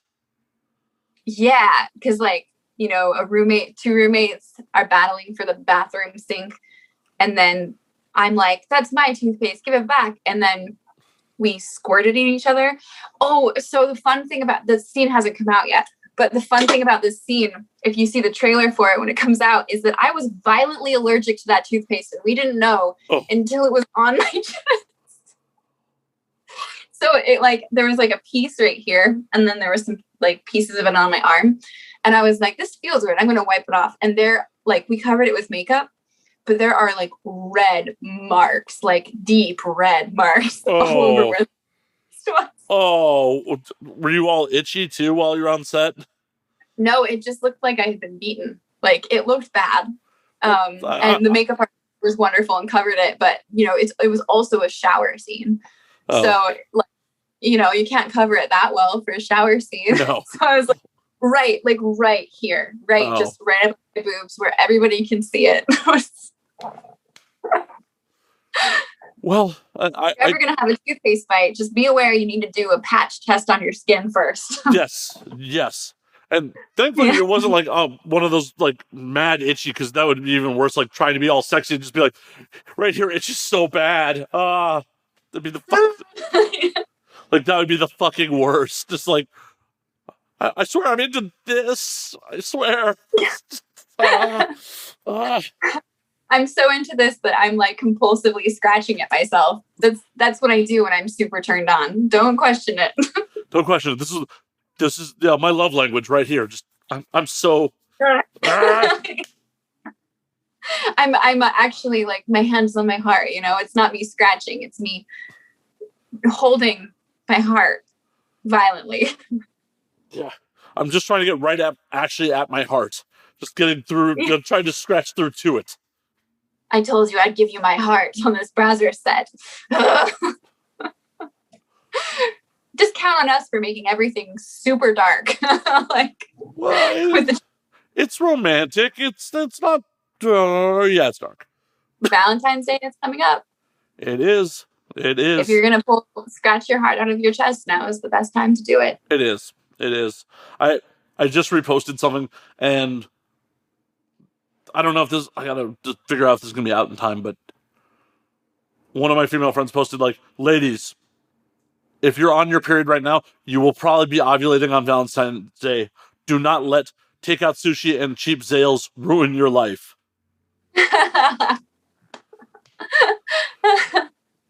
I've been seeing a lot of Scorpio jokes because, like, if you have sex on Valentine's, if you have, conceive a child on Valentine's Day, then it will be born a Scorpio. I'm like, they're like, don't do it. We don't need any more Scorpios. I personally love Scorpios, but what's your sign? I'm Aquarius. My birthday is Tuesday. Oh, hey, nice.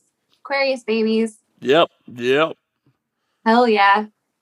I will be officially fucking old. Or, I mean, it depends on like what you're comparing it to. Like, are you comparing yourself to a redwood tree, or are you comparing yourself to a cat?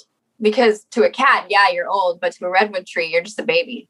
Well, to a redwood tree, I don't actually exist. Like, our whole lifespan compared to a redwood tree is a blink. That just opens up so many more questions you could be asking. It is. Yeah. Well, so I'm gonna come with the full on. She's, yo, girl, what's your sign? Oh, so I'm a cuspy. I'm like Aquarius Pisces. All right. Later in the month. Well, in the March. Yeah, so I'm on February 18th. All right, yeah. My sister's actually the 19th, so like she's a cuspy too. Oh, that's awesome. Yeah, I'm like, because of the year that I was born and the exact time period that I was born, like in the day, if I had been born like a minute earlier, I would have been an Aquarius. And any other year, I would have been an Aquarius. But because of the exact time I was born, I'm a Pisces. So kind of cool. That you have it down to the minute like that, my mind's... Is literally, I'm 0 degrees Pisces, which means that if it had gone either way, I'm barely Aquarius. Or barely Pisces. Wow. Yeah. Cool stuff. I don't know enough about it. Like, I know my sign because you're like legally required to know it. Yeah, I mean, you can't live in LA and not know your sign. I don't think you can live in America and not know your sign. Yeah. Like, unless you're just like, nah, I've given up on like interacting with people. Because without fail, someone's gonna fucking ask you, and you better know that shit. Oh yeah, you got to. My favorite thing is when you ask like a guy, what his sign is, and they pull up like their entire chart, and you're like, so how many girls have asked you this? Like that you have your entire chart on your phone, like here's my moon, sun, rising, Venus, my like all the things. I feel like that might be a red flag that they're a player. Yeah, I'm okay with players though. Fair enough. I mean, as long as you know the game is being played, there's nothing wrong with it. It's when people get expectations that there's no game being played, or like this is going in a different direction than just funsies. Expectations.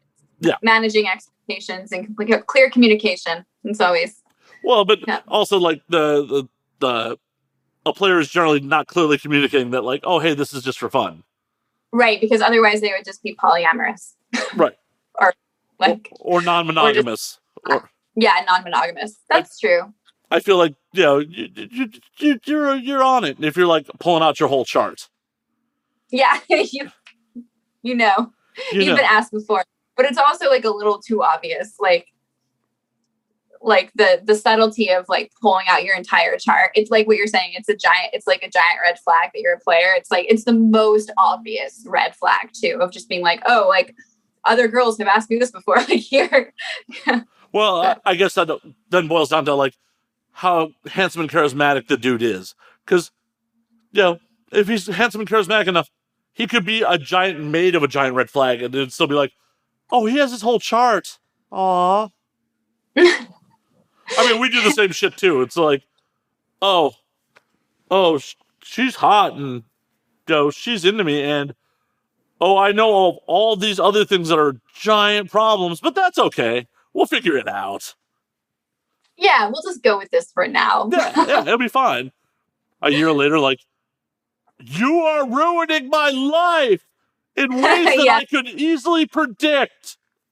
The crazy versus hot scale is like always a wonderful philosophical discussion. Like, how hot do you have to be to negate the crazy, and how crazy do you have to be? Yeah, it's just like figuring out like the crazy to hot scale. Yeah. Yeah. It's definitely a real thing because there was way back in the day, like a performer I had, like, before I even got into the industry, like I was sexually attracted to her. Like I would watch her scenes, I was into her. And then like got in the industry, met her, like partied with her a bunch of times, always had a good time partying with her. And we were hanging out one night And I'm like, in the back of my head, I'm like, hey, this is potentially really going somewhere. Like, holy fuck, am I actually going to be like hooking up with someone like that? You know, I used to rub one out to. Like, and then she started talking about lizard people legitimately. Like, Mm-hmm.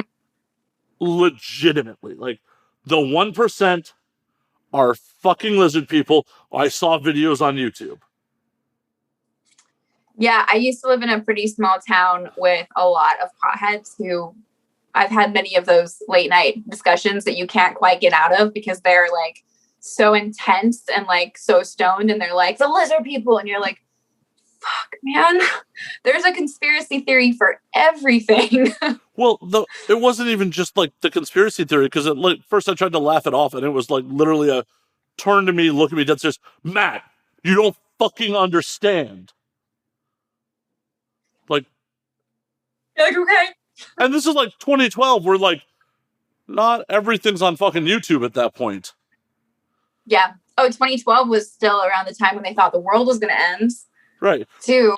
But right. She's like showing me videos on YouTube. She's like, no, look at their eyes, Matt. Look at their fucking eyes. And I'm just like, I need to back away slowly here.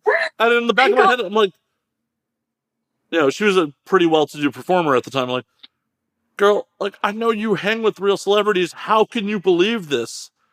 Like, they probably do too.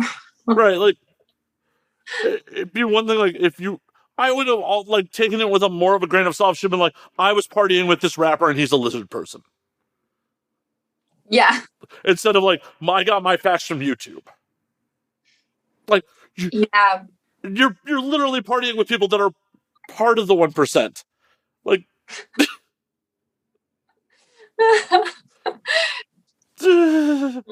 but yeah, that's intense. Like, those conspiracy theories are like really wild to listen to. I used to have a friend that, like, great guy, just adored being around him, and then he would get going on the lizard people and the one about how aliens hide inside of clouds, and it's just like, and he would just, and they get so fanatical and intense about it, and like they don't want to let up, and it's like, honestly, I am interested in hearing weird conspiracy theories just because it's like, I don't know, they're just weird stories. It's like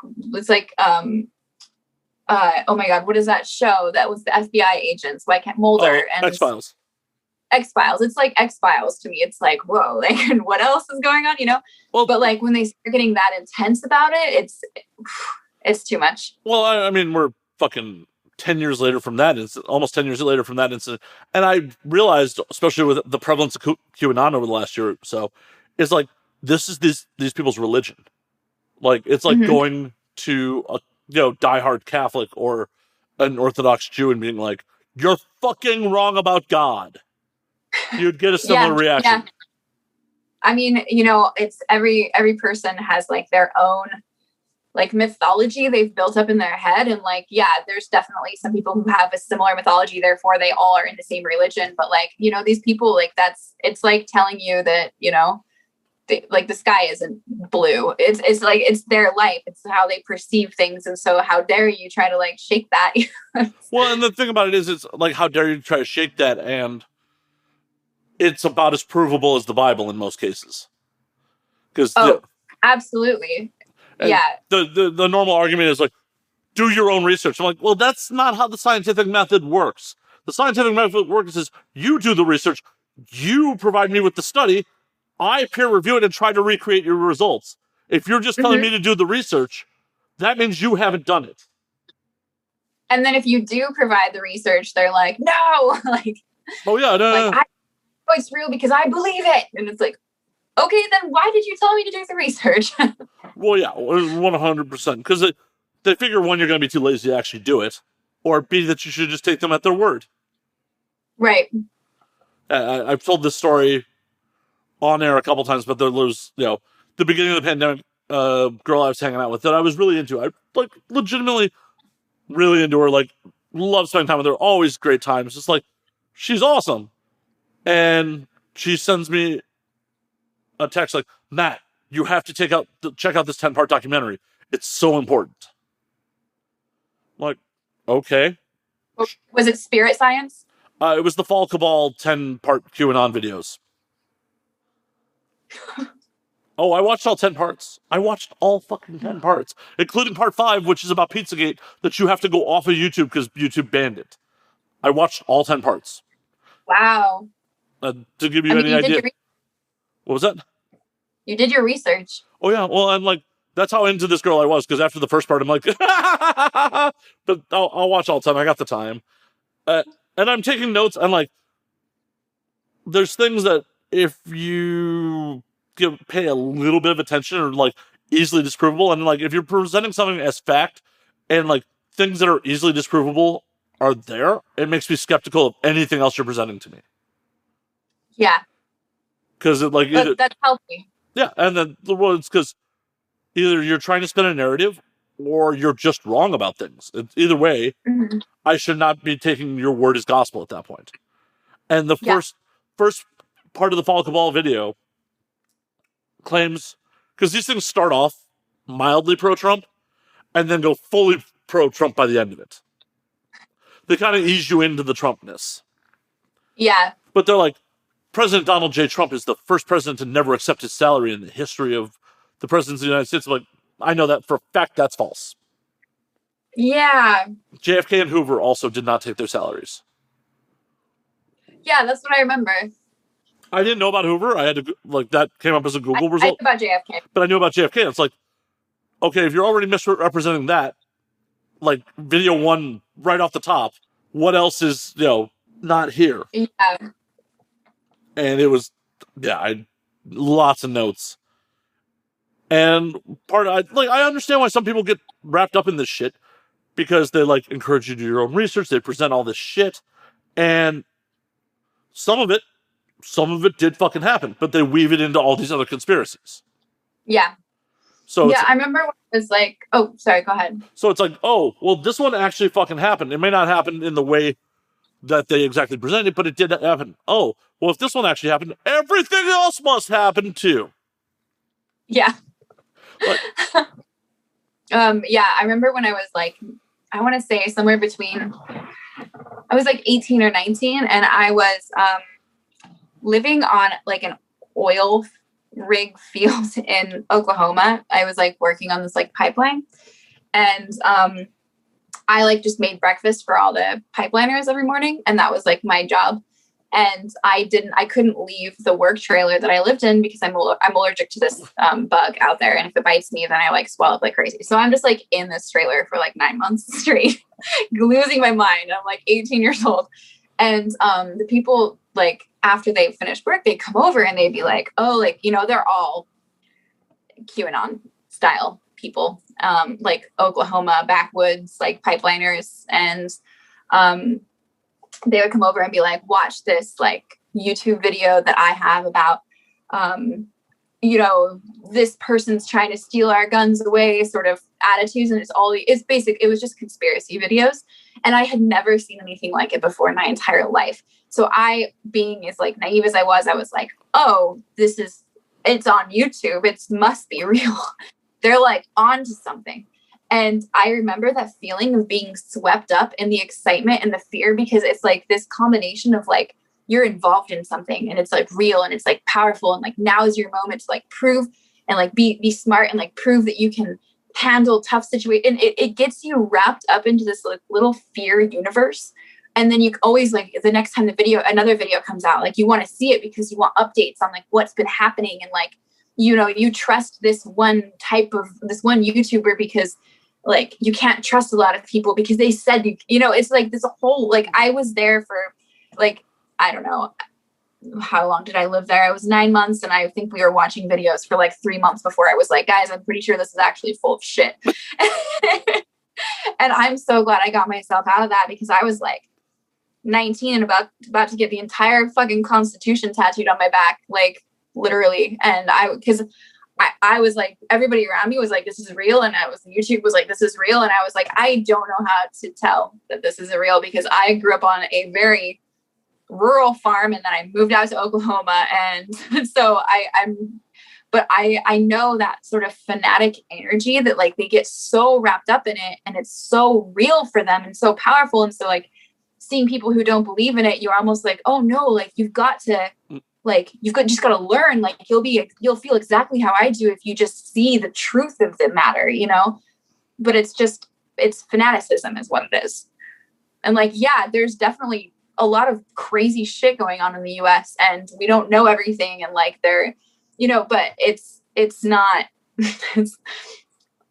it's not like it is in the YouTube videos. You know what I mean? Like, oh, it's definitely not. And also for me personally, so much of that shit's above my pay grade that I don't care. Like, oh, 9/11 was an inside job. Cool. I'm not doing shit about it. I'm not going to waste any mental energy on it. Like, and also like, yeah, that's how I feel too. And like, I'm sure it was. I don't know what you expect me to do about this. Yeah. Like, oh, there's lizard people running the 1%. Cool. I don't believe you, but even if I did, what am I going to do about it? I'm going to go back to my life. Like literally, do you expect us to be like, I don't know, national treasuring the shit out of this? Or like, what are we trying to be doing here? I may be regurgitating some bad information here. I'll just preface that. But supposedly, people that adopt conspiracy theories are generally people that feel that like, they have less control over their lives. Is something I've heard. So, I mean... Well, it creates a very intricate, like, narratives about, like, you know, it's in ways that they can understand what's going on around them, but also feel disconnected and feel like it's like a disconnection where they're like, this is why we're disconnected. Not because we're just disconnected. It's because they're lizards, you know, and it just gives them more meaning, I guess. Yeah. So I just embrace that there is no meaning and, yeah, I'm just going to enjoy my life the best I can because there's no meaning. There's nothing. I'm definitely like super spiritual as a human being, but I'm also like, you know, I also went through the phase of being like super hippie spiritual when I was a little bit older, and I moved to Portland and I was like, crystals talk to us, all that jazz, like, which sure, they maybe do. Maybe, I don't know. Maybe they do. But at one point I remember just being like, and what if they do? Like people, I don't know, the people that were around me that were just like constantly involved in like hyper spiritual, non-realistic, like non-grounded stuff. I'm like, that is so great. Do anything you want to do. What impact are you wanting this to have on your life? Because just like seeking out, like, you know, getting the best possible spirit session or whatever, like what does it do for you? Like, how are you going to improve your life? Like, unless you can, like, maybe the, you know, like I was saying, maybe the crystals do talk to me, but like, unless I'm actively using that information, I could be focusing on other things. Yeah. I'm not knocking anybody who does shit like crystals, or hell, even if you're into wild conspiracy theories, I'm not knocking you as long as you don't harm anybody else. Like, yeah, and like I was saying, like I actually do use crystals in some, like I'm a practicing pagan and I do use crystals in certain ways, but it's just like, you know, finding what works for you in like a real life setting is it's tricky, and I think there's a lot of people who are trying to find like escape routes from life as often as possible. And so instead of being like, you know, like I discovered crystals and they're great, and oh yeah, very nice, I want some, pass me some. We find our own escape routes. I didn't mean to interrupt you. That's why I was... Oh yeah, no, you're good. But like, you know, like be cognizant of the fact that if you are doing that sort of thing, that it is kind of like an escapism, and like lean into it, fuck it, like enjoy yourself. But also I when people start spending so much time on something that's completely ethereal and like there's no basis, then it just becomes incredibly unproductive. And like, yeah, I mean, same goes with fanaticism of any kind. And I forget why we were talking about that, but now I'm going to come off of my soapbox. Well, because we were talking about fanatical conspiracy theorists. That's how we got there. And yeah, and the thing about it is, if someone else wants to waste their life, I don't even knock that. If you want to waste your life, that's cool, as long as you aren't negatively affecting other people with you wasting your life. Like, I am A-okay with like you making pretty much any choice for yourself, as long as it doesn't negatively affect others. You want to fucking do hard drugs? Go for it. You want to do hard drugs and you have fucking kids, though, that's a fucking problem. Yeah. Do whatever you want to your own self. believe whatever you want as long as you're not harming other people. Like, people fucking died because of fucking the QAnon conspiracy at the fucking Capitol. Right. And that's where it actually becomes like a real issue where, like, you know, whatever kind of fanaticism it is, like when it starts affecting like lives outside of their own, like you can believe anything you want. You can spend your time however you want to spend it. But at the same time, like that, when that sort of mentality starts like become like you start creating toxic environments all around you because that's how you think it should be, that's where it's like, it's too far. I agree. Yeah. And yeah, the storming of the Capitol, it's like those people like that lady that was interviewed, she's like, it's a revolution, we're storming the Capitol, and she's like crying, and you're like, she seems very entitled to this idea that she should be storming the Capitol and like it's their revolution. I don't know, it's just like the entitlement that goes on with making everybody else's lives miserable when they're doing that one. Well, but the crazy part about the flip side about that is history is written by the victors, and if they had succeeded, they very well may have been seen as patriots 20, 30 years down the road. Yeah.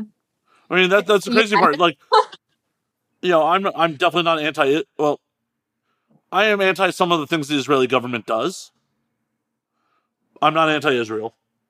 Yeah. And I definitely believe it needs to belong as a state. But Israel was founded by bombing the British High Command when it was British-occupied Palestine. Like, the state was founded on, if they had not been successful, on terrorism. But because they won, they're freedom fighters. Yeah, I mean, there you go. There's the Capitol in a nutshell. If they had won. Right. Thankfully, they didn't fucking win. I'm very happy that they did not fucking win. I don't know, like, if I don't think they were, like, prepared whatsoever to win that day. It was just, like, a madhouse, and I think it was, like, intentionally just being chaos. Oh, I agree, but, I mean, heaven fucking forbid, like, someone else uses these same game plans with someone who's more organized and more competent. We almost fell into, like, some pretty bad shit on a group that was pretty fucking incompetent. Yeah.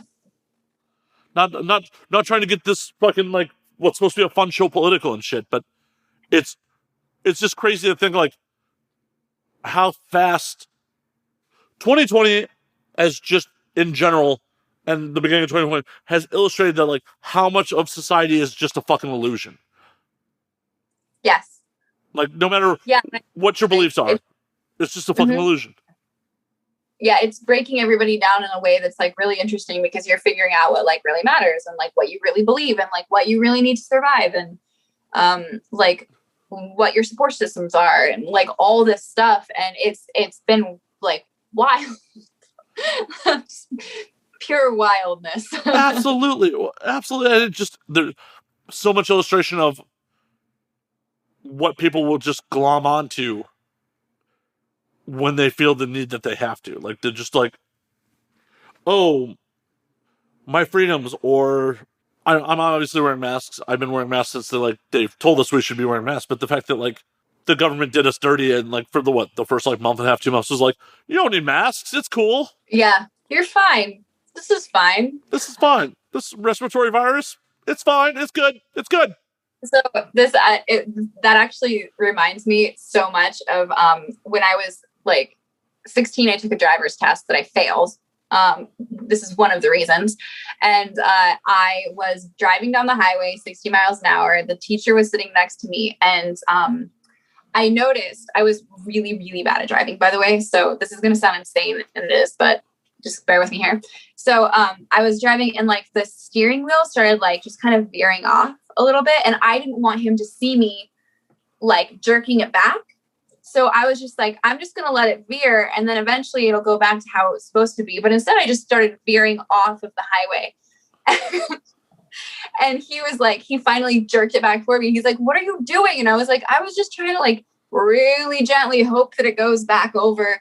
But, like, that whole very, like, gentle veering off the highway at 60 miles an hour and hoping nobody notices that you're, like, slowly losing control is absolutely our government in the beginning of the pandemic. Like, we were veering off the highway pretty fast and we just did it. We just drove right off the highway. The whole, like, you don't wear a mask. It's like, why are you pretending like everything's fine when it's not? Like, well, and that's because they also knew we were selfish assholes. Like, oh, diarrhea might be one of the symptoms you get with COVID. Toilet paper. Do you remember going to the grocery store like soon after that whole toilet paper, like the toilet paper fiasco was just like the weird. And I remember going to the grocery store and I saw two people fighting over a pack of toilet paper in the Vons near my house. And it was just like, and like the tension going on with people, like people were trying to get whole packages of paper towels and like food and like fighting with people to like be able to purchase it. It was really tense. I would like take a shot and walk to the grocery store and be like, all right, let's do this. Like, oh yeah, well hell, I still to this day do not like going to the grocery store just because like we're almost a year in, motherfuckers still can't wear masks properly. Under the nose, or just like why? Once in the store, it's just off. My favorite was, I don't know if this man's a genius or a complete asshole. I saw a guy in the store with two masks. He had one over his mouth and then another one over his nose. Like just the paper disposable ones. He had two on. He had one over his mouth and one over his nose. I'm like, I don't know if you're a genius or insane, sir. I do not know. Also, can you breathe with like a whole mask over your nose? Well, I mean, but it's also not like making good fucking coverage when it's over. No. It was just like, I like imagine that. Like that sounds so uncomfortable. Yeah, I'm just like, I don't. What was that? Yeah. Did you see the one where this was like a serious thing that they made into a joke, and then later the lady was like, "No, I promise I was joking." She was making brunch masks that had a hole in the middle for straws so you could drink drinks. But it had a hole in the middle of it, and there was nothing to close it up. There's a straw hole. I was like, you can't. That doesn't work, hun. Well, I mean, I've also seen people wearing like fucking designer Gucci masks with like rivet holes in them, like just rivet holes for breathing. Like,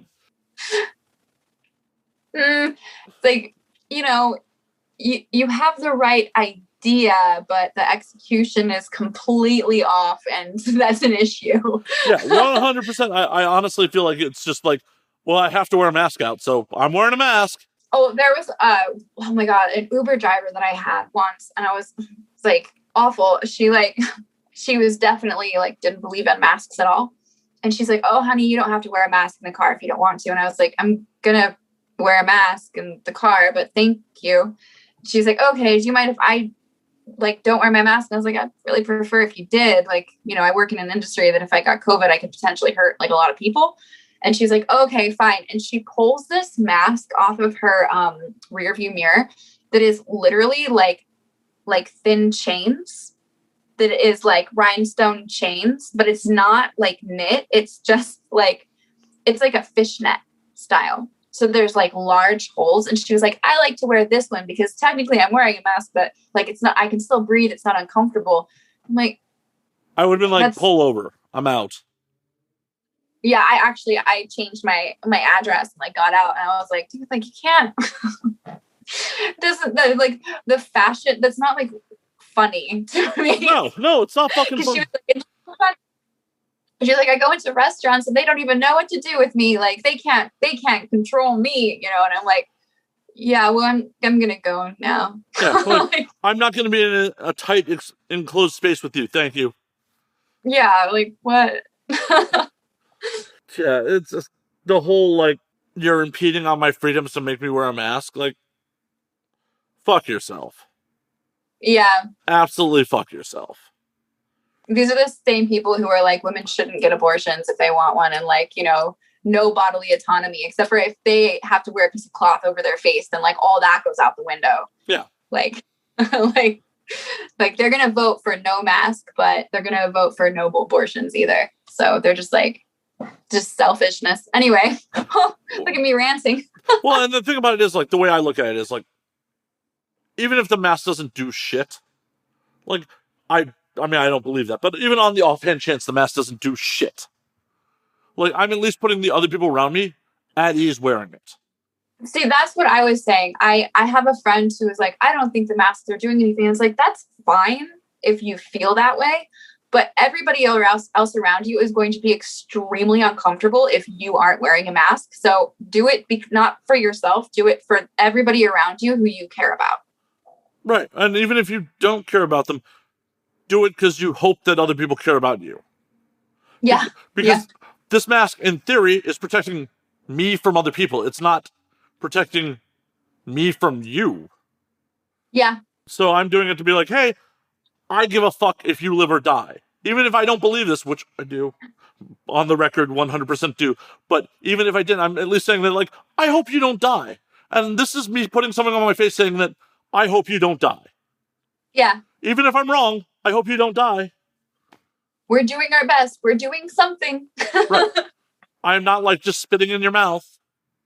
Yeah. That's kind of hot, but not under these circumstances. No. It brings risky sex to a whole new meaning. It really does. Yeah, dating has become quite a thing. I'm not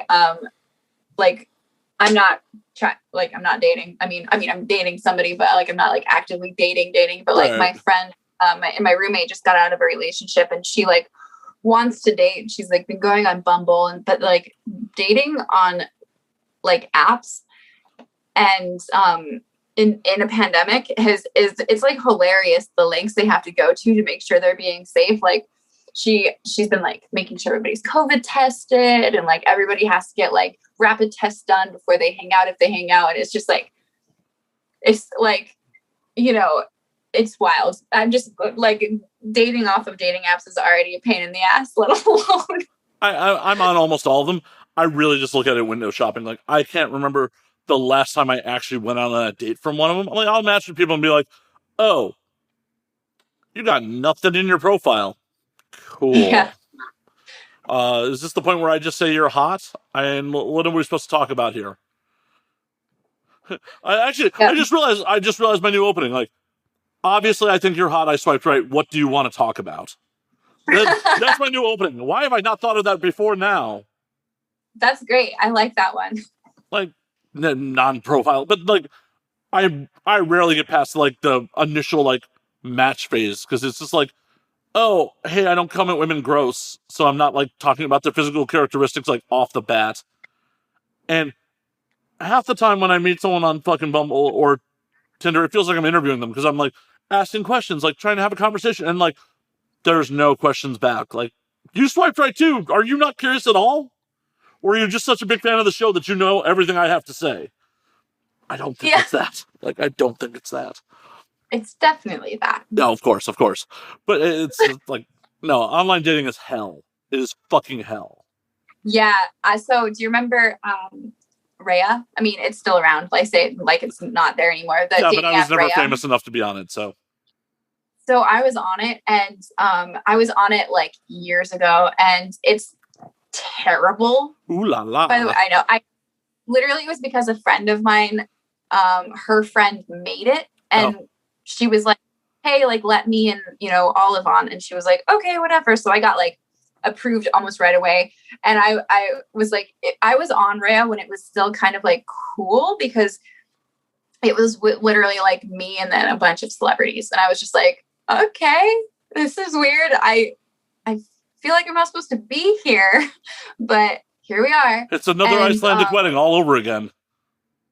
Yeah, where I was just like, when are they going to kick me out? Because I don't see any other porn performers here. Like, I don't know. I was just expecting to not, like, they let me stay. I deleted it again, but like after my divorce, I re-downloaded it, and I still had my account. So I was like, but yeah. So when I first started using it, I hate going on dates. Like, I hate first dates so much. And I was like, if I'm gonna hate it, but I'm gonna do it, I might as well go out with like rando celebrities because at least it'll be like an interesting story. Turns out they're all crazy too, and all those dates were also insane. But, come on! Oh, you got to regale us with at least one crazy celebrity story. Don't name who the celebrity is. Don't name who it was. But like, I got to hear some crazy Rhea stories. Like, I'm so here for this. So one of them was a performer from SNL, and he was like, he was so crazy. Did you go out with like, Pete Davidson? No, thank goodness. He seems like a handful. No, this is somebody who was, I actually don't think he's on SNL anymore, but he was, and he was like very well known. And I was like, oh, this should be fun. Like, I wasn't really attracted to him, but he seems like a cool person. And I was like, fuck it. First dates are to get to know people. Let's do this. We actually never even got to the first date, but honestly, I feel like we had lifetimes together. From like, I never have to talk to him again in my time. We were going to go out to dinner, and then he was like, oh, actually, do you mind if we just meet at my place at 10? And I was like, I know what you're doing here. And I was like, no, I don't, but we could go out to dinner tomorrow night or whatever. Like, let's just reschedule. Like, I don't want to be your booty call, like right away, you know? Right. And then he was like, texted me again. He's like, I don't do drugs. And I was like, cool. Like, sometimes I do, but okay, it's cool. And it was just like so out of nowhere. And then he kept telling me things. He was like, I have had 3 ex-wives. And I was like, dude, we're talking about dinner plans still. Like, I don't. And then he was like, how about you come over to my place tonight? My dog just shit on my new carpet, and it was a $13,000 carpet. And I really wanted you to see the shit before I clean it up, because it's like a really expensive shit. And I was like, all right, so dinner's off the table. Like, I'm not. That's hilarious. But by the way, that's fucking hilarious. It was really weird. And this is all after he said that he didn't do drugs. And then the text messages from him over the course of like 3 hours got just weirder and weirder. And I thought he was just trolling me at first. And then I realized that he was just super high on something. And he started sending me, like, between these weird text messages, he was sending me black Santa Claus emoji texts, like just black Santa Claus emojis, sometimes eggplants. And that was it. And it was like, it started off with like 5 of them. And I was like, okay, he thinks he's making a joke. And then it was like 100 of them. And then it was like, at one point, I think it must have gotten like between like it was 200 and 300 until I blocked him finally. So it was like so many, like he was sitting there typing it out for so long. It was very weird. So that was one of them. I have to ask, first and foremost, are you sure he didn't just hand his phone to his assistant and make his assistant do it? He may have. I mean, that would, like, honestly, it's funny. It was kind of crazy, but it was really funny. Well, and the other thing I'd like to interject is, he is correct. He does not do drugs. He had already done them. Yes, many of them. And then another one, I went out with the lead singer of like a 90s like rock band that was pretty cool. We went bowling, and it was just the most like wholesome, normal situation. And this guy is like known for being like crazy, and he was just, like, very polite, nice dude, which was not the craziest story, but it was funny. Did you go bowling with Marilyn Manson? Oh God, no. Oh my God, I accidentally almost pushed Marilyn Manson in a pool once, and now with the news, I wish that I had. And then that held him under? And then held him under just permanently. Yeah, I was at this party, and he was there, and I had been drinking. It was like we were all wearing lederhosen. He wasn't, but like we were all wearing lederhosen, and I had been drinking beer all night. And I was like spinning next to a pool and just like smacked the shit out of him. And he like went stumbling, like almost fell into the pool. And yeah, that was my first interaction with Marilyn Manson. Oh, but not your last? It was not my last, but I didn't have any that was probably like the closest interaction I had with him. It was just a lot of him being in the same space as me. But he kind of like gave me the same vibe as Ron Jeremy. So I just tried to like stay far away all the time. Oh, Manson was just nodding off in the middle of parties? What was that? Manson was just nodding off in the middle of parties? No, Ron just falls asleep places. Sorry. Yeah, well, I mean, he did kind of once. I wasn't sure what he was doing, but I was at this restaurant, and it was the premiere for one of Nicolas Cage's movies. Oh, it comes back to Cage. It comes back to Cage. Every time. So we were sitting in the back, and I guess my friend knew one of Marilyn Manson's guitarists. And so Nick Cage and a few guys like saw my friend and were like, oh, let's go sit all around them. So I was just like hanging out. I was cool meeting Nick Cage. And Marilyn Manson was kind of like, he was like sitting in a chair and like, I don't know what he was doing, but he had his eyes closed for like a really long time. And he was just sitting there. So he might have been nodding off. I've had one real life run-in with Manson, and that's when I was the head of security at the theater at the Ace when they played there in 2015. And Manson was a colossal prick to everybody. Yeah, he's not nice, and he's gross. Yeah, his crew, his road crew, the best dudes. Like, all of them were super cool. I didn't have to interact with any of the rest of the band, but Manson was just a fucking nightmare all goddamn night. Mm-hmm. Yeah, that totally makes sense to me. He comes off just like a complete dick, and he is. So here you go. Yeah. Sometimes it's the ones you suspect. Yep. Sometimes it's the one who wrote an autobiography about how much of a dick he is, and then still people were like, but he's really cool. And it's like, no, he just told you he's an abusive, horrible person. Like, turns out he was telling the truth. Yep. This was not like, this wasn't a hit piece from someone else. He wrote this. Yeah. Yeah, I'm trying to think of more funny stories off of Rhea, and I used to be full of them, and now I'm like, I can't even remember all of them.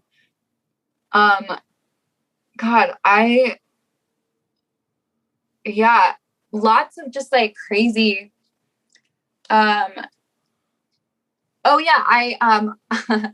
There's this one guy that was also in a 90s rock band that is known as like a bad boy too, that I went out with a few times.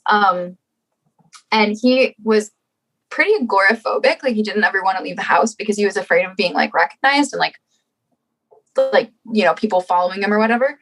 And so I got his tickets to go see like a Mexican wrestling show because you can just wear a mask. And I was like, okay, this is the like best date idea ever of somebody who is afraid of being recognized. Bring them to a place where they wear luchador masks. Like, how cool is that? Hell yeah.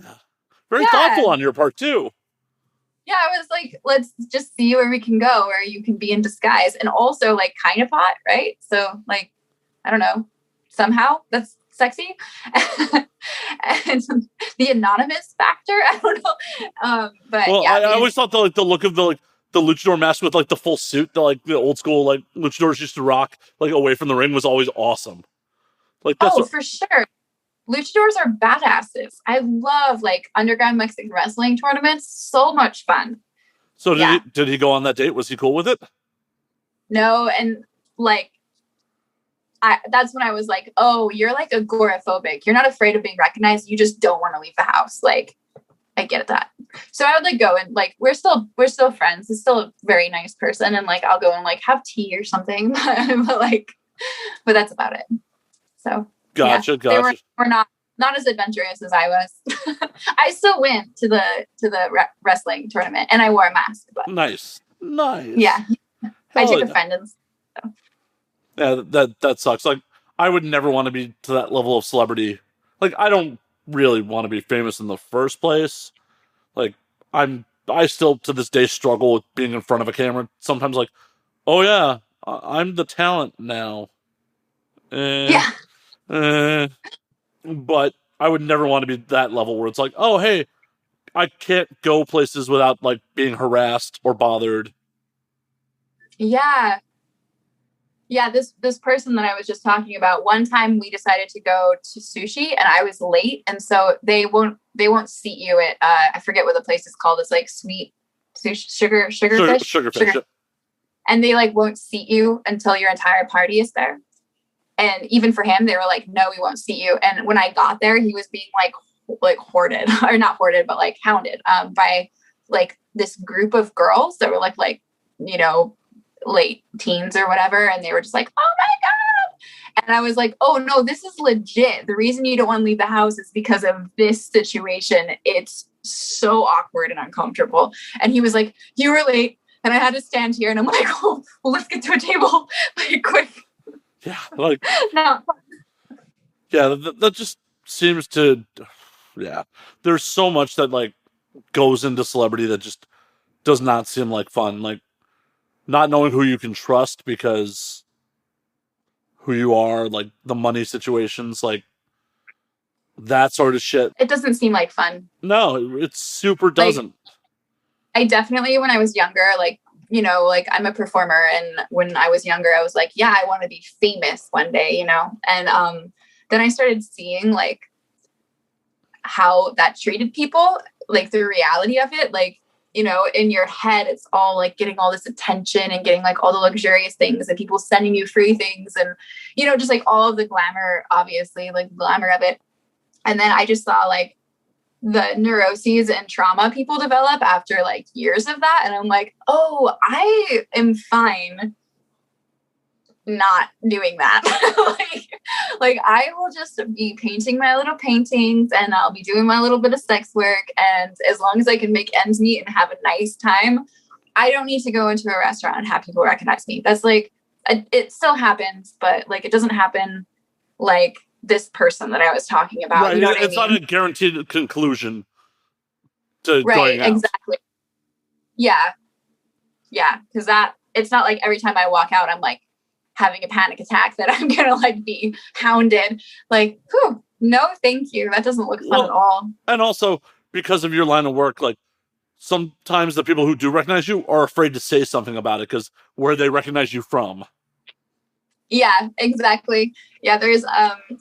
There's definitely been like people like most recently at this gym that I go to, where this guy was just like staring at me for the longest time, and I was like, who's this fucking creep? And then I realized, like, I was like, oh my god, because he had this special look on his face that people get when they watch my porn and they don't want to say hi because they don't want to admit they watch porn. Right.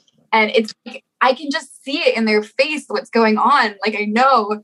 And now I'm like, oh, you're fine. Because at first I was like, are you like fantasizing about murdering me? Because why are you staring at me this long?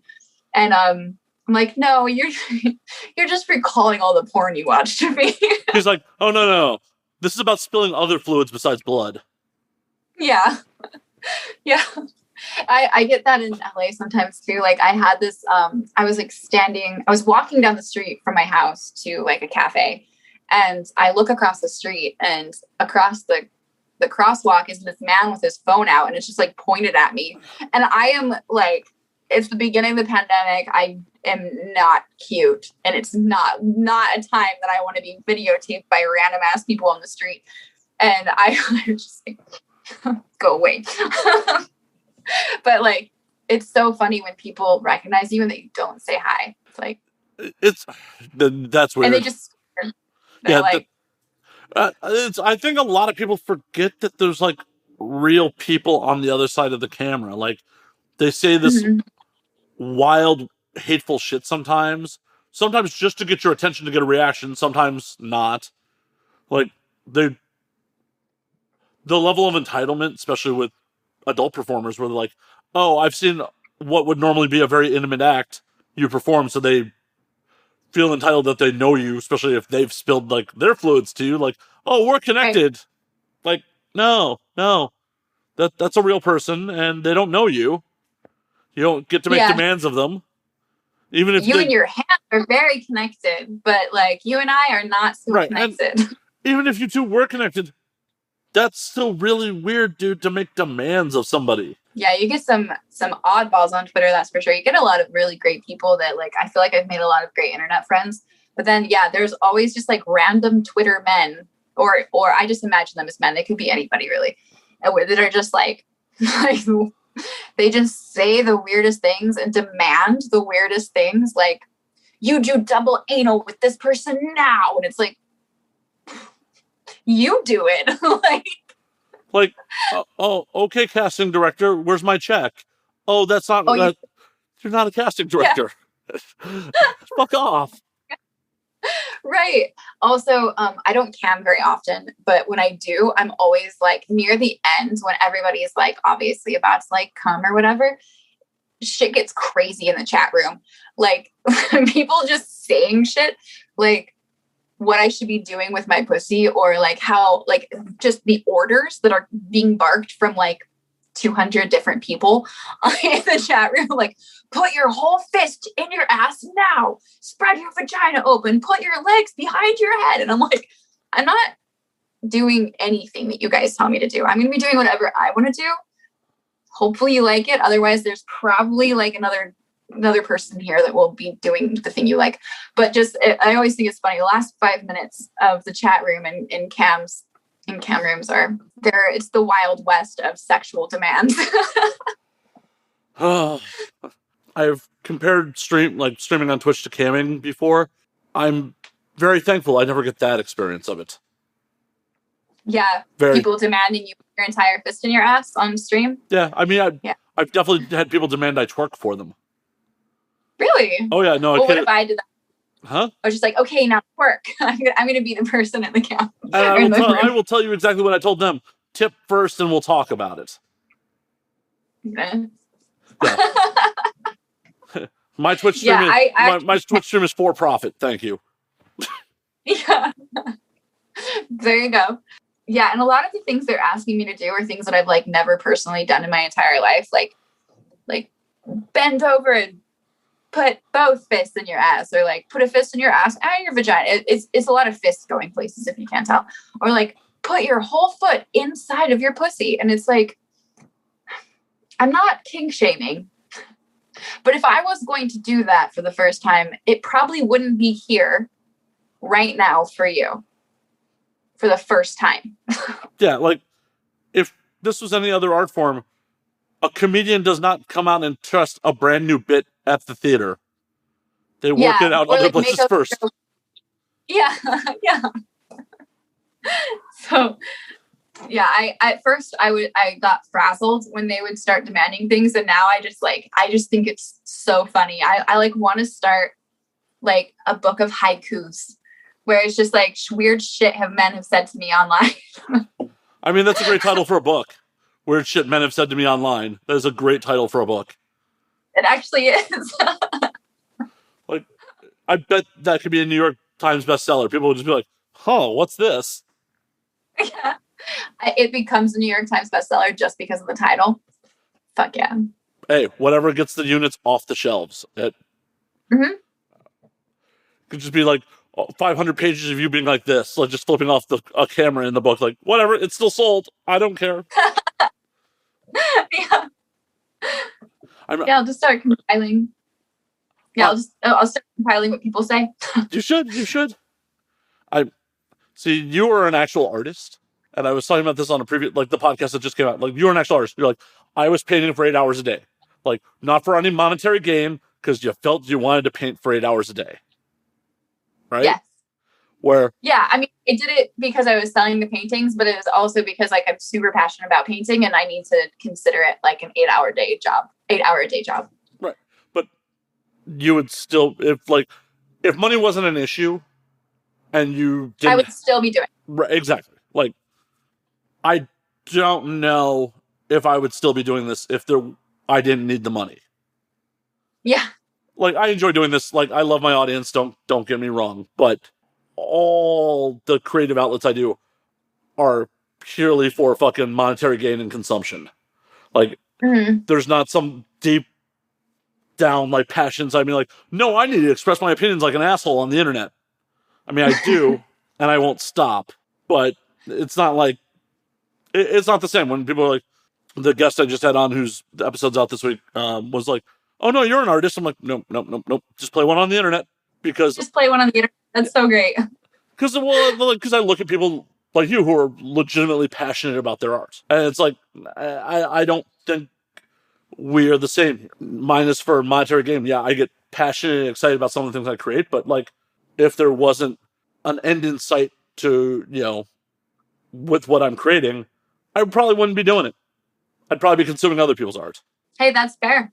I mean, and it's good to be like real with yourself about if you're doing this because you love it, or if you're doing it, I mean, do you love it and also you're getting monetary gain from it, and that's why you're doing it? Because there's a lot of things in my life that I do them specifically because there is a monetary gain. And not saying I don't enjoy them, but I'm doing it because there's a monetary gain, such as like camming, and like honestly, like having any kind of presence online that I am personally managing is because there's monetary gain to it, because that is not my jam. So I get what you're saying. Like, I would still shoot porn if I could go to set and shoot porn, if I didn't need the money, because I really enjoy it. I would still be painting. I would never touch a computer again in my entire life if I didn't have to. Oh, come on. You'd play Among Us with us.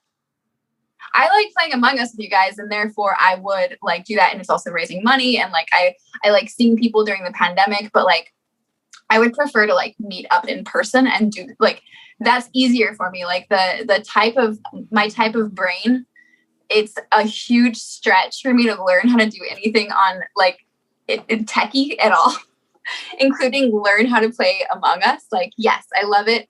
I will always do it. I'm here for it, and we have fun and we raise money. And but man, it is hard to do for me. So, and like, yeah, being in front of like like a room of people is also, it can be a little nerve wracking. Like for some reason I don't get, people say like, oh, you can't be shy if you're in porn, that sort of thing. But I'm like, I'm sorry, I'm extremely shy.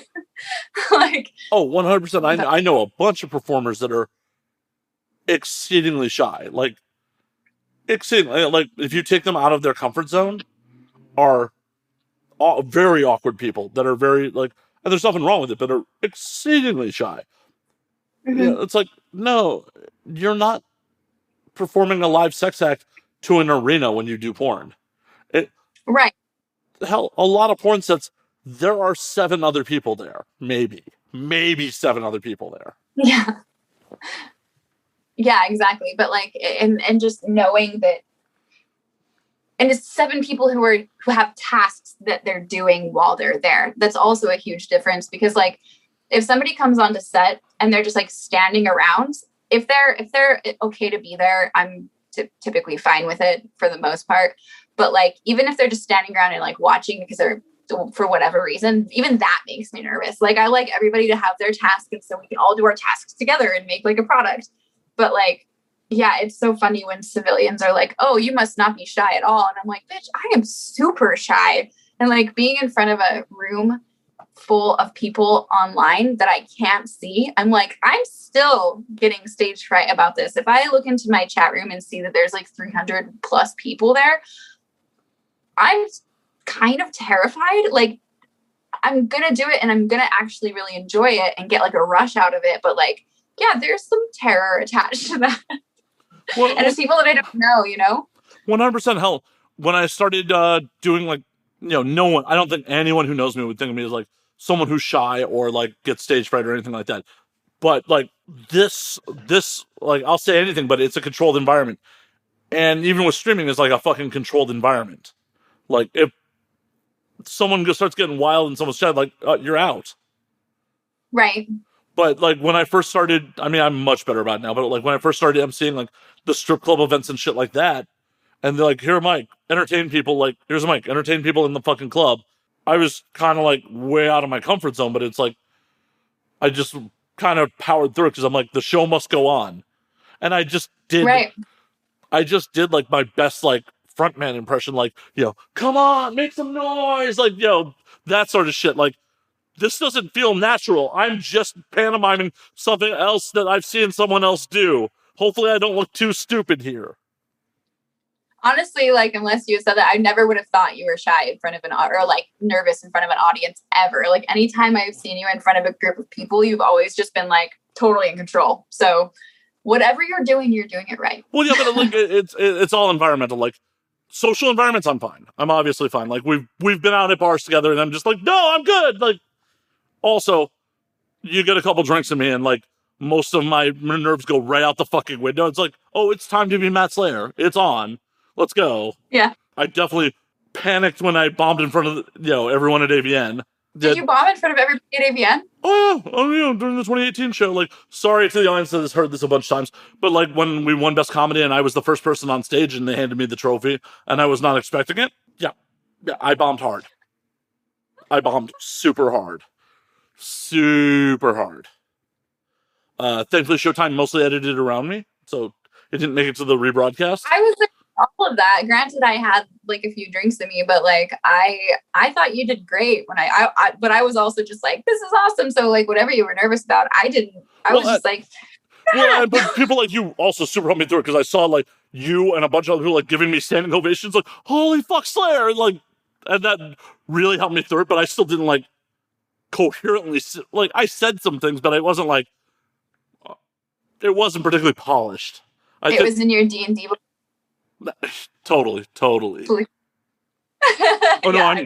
I'm 1000% glad I didn't even try to go for the rabbi accent when I was. That took enough takes with just me, Joanna, and Quasar, let alone like on stage with the whole fucking industry watching me. That super wouldn't have happened. Super. So that year I had been nominated for like a few things and I didn't think I was going to win. There was like, and I didn't, I was very new to the industry. I wasn't like expecting anything, but I remember like sitting in the front row before they were calling, like they called my name out because I had been nominated for something. And I remember thinking like, but what if I do win something? And by this time I'm like drunk and I'm like, I can't go on stage. Like I won't just bomb. I will like have a complete, like, I don't even know, like I can't go on stage. And then I was sitting in my seat and I was with Chad Alba. He was like my date for the red carpet. And he was just like, are you okay? Because all of a sudden out of nowhere, I was like imagining them calling my name that I had won something. And it was like, you know, you're supposed to be happy about that. And I was like, oh fuck. Like I didn't plan a speech. And I'm like drunk in my head trying to compose a speech just in case I did win something. It was a really weird moment. I was like, oh, okay. And then they didn't call me and I was like, okay, thank God. But then I went on stage to dance with Lil Wayne. Yep. And then I was doing like a drunken like hip thrust situation. And I was kind of like hiding behind all these girls who were doing actual sexy dances. And then at the same time, I remember seeing this on the screens. They all dropped down in front of me and started twerking. And so the camera was just on me doing a little hip thrust behind them. And my friends were watching it later and they didn't, I hadn't told them about it. And they saw this and they were like, what the hell? Because I'm like drunk off my ass and I'm just like, and they all dropped, like synchronized, dropped into twerk in front of me. And I thought I was perfectly hidden and that I could drunk dance to my heart content. But I could not. Oh my God.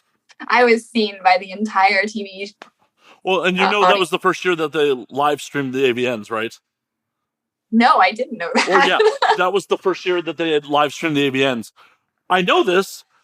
I did not know this at the time, but I did not know this before I went on stage. I found this out right after I went on stage because BA's publicist was blowing me up. Like, what the fuck was that, Matt? And a couple friends were like, dude, I can't believe that just happened. I saw you on fucking the internet. I'm like, oh God. Oh no. Oh no. So your sexy dance, even if Showtime edited around it, people saw. They didn't, though. It's still there. They just shortened it somewhat. It's still there. But people saw it in its entirety. Yeah, no, it's not in the entirety, thank goodness. Well, I'm saying that people did the night of. They saw it in its entirety. Yes. And yeah, I once again showed that I am crazy awkward on a stage to everyone that I know in the industry and that I don't know. So yeah, nothing like making a public display of yourself while drunk at a large work event. It's okay. As I've said multiple times, this industry is actually not comprised of the cool kids. Like, yeah, which is great. We're all little misfit toys. Yeah, like if you look at pretty much anyone who's prominent in this industry, I don't think almost anyone was popular in high school. Yep. Like 100%, the woman you are probably fapping to right now was awkward and misunderstood in high school and then discovered that she'd enjoyed sex. And now here she is. Yep. That sounds pretty spot on. That's one thing that I love about being in this industry is just that like everybody is, from not everybody's super chill, but like for the most part, everybody's pretty real about shit because like, we're all just like weird little like perverts and it's great. And yeah, just so I wasn't, like I told you, I was in like fashion before I got into porn. And fashion is not that way. Those were all the kids that were like the very, very popular theater kids, like the sect of theater kids that were somehow still popular. And they're even more pretentious than everybody else. That was like fashion in a nutshell. Gross. Yeah. So when I started doing like more kinky work and like porn stuff, I was like, you guys are really nice. Nobody's like trying to make me lose weight or like, one up me somehow. And so it was nice. I was like, okay, I'm just going to do porn. And here we are. And here we are. But Olive, I'm actually going to call last call on this motherfucker. We have gone like almost 2.5 hours, if you didn't believe it or not. Really? Yes. Oh, yeah. We had a lot to talk about. We did. We had years to catch up, even though we see each other fairly regularly these days, virtually. Yeah, we just haven't had time to like really catch up. So yeah, we will have to do this again soon, like not in 4 years. Like I feel like spit agreement, high five, whatever. Boom. But before we run, where can they find you on the things? So you can find me on Twitter as Glass Olive. You can find me on Instagram as Glass Olive, and you can find me on my OnlyFans as Olive Glass. Hell yeah. You can also find Olive on Friday nights on my Twitch stream, Xander's Twitch stream, or Cordy Vor's Twitch stream as we raise money for Suede Vegas. Yes, and that's a really great thing to be involved in. So come and watch us play, and now you know all the secrets about how we play and oh, I didn't give away all my secrets. How sneaky we are. I definitely. Oh yeah, me either. I was just like, I'm going to shut up and let them finger point at other people, and it works. It does work. That's my secret, actually. Cool. Well, have fun at your D&D game tonight. I will, and as always, you can find me at Matt_Slayer on Twitter, Matt Slayer on Instagram, Matt F. and Slayer on Facebook, twitch.tv/Matt F. and Slayer for that Twitch stream. And you can find the podcast at And Now We Drink on Twitter, and Now We Drink _ on Instagram. And until next week, drink up, motherfuckers. Cheers. I don't know where my cup went. Oh no.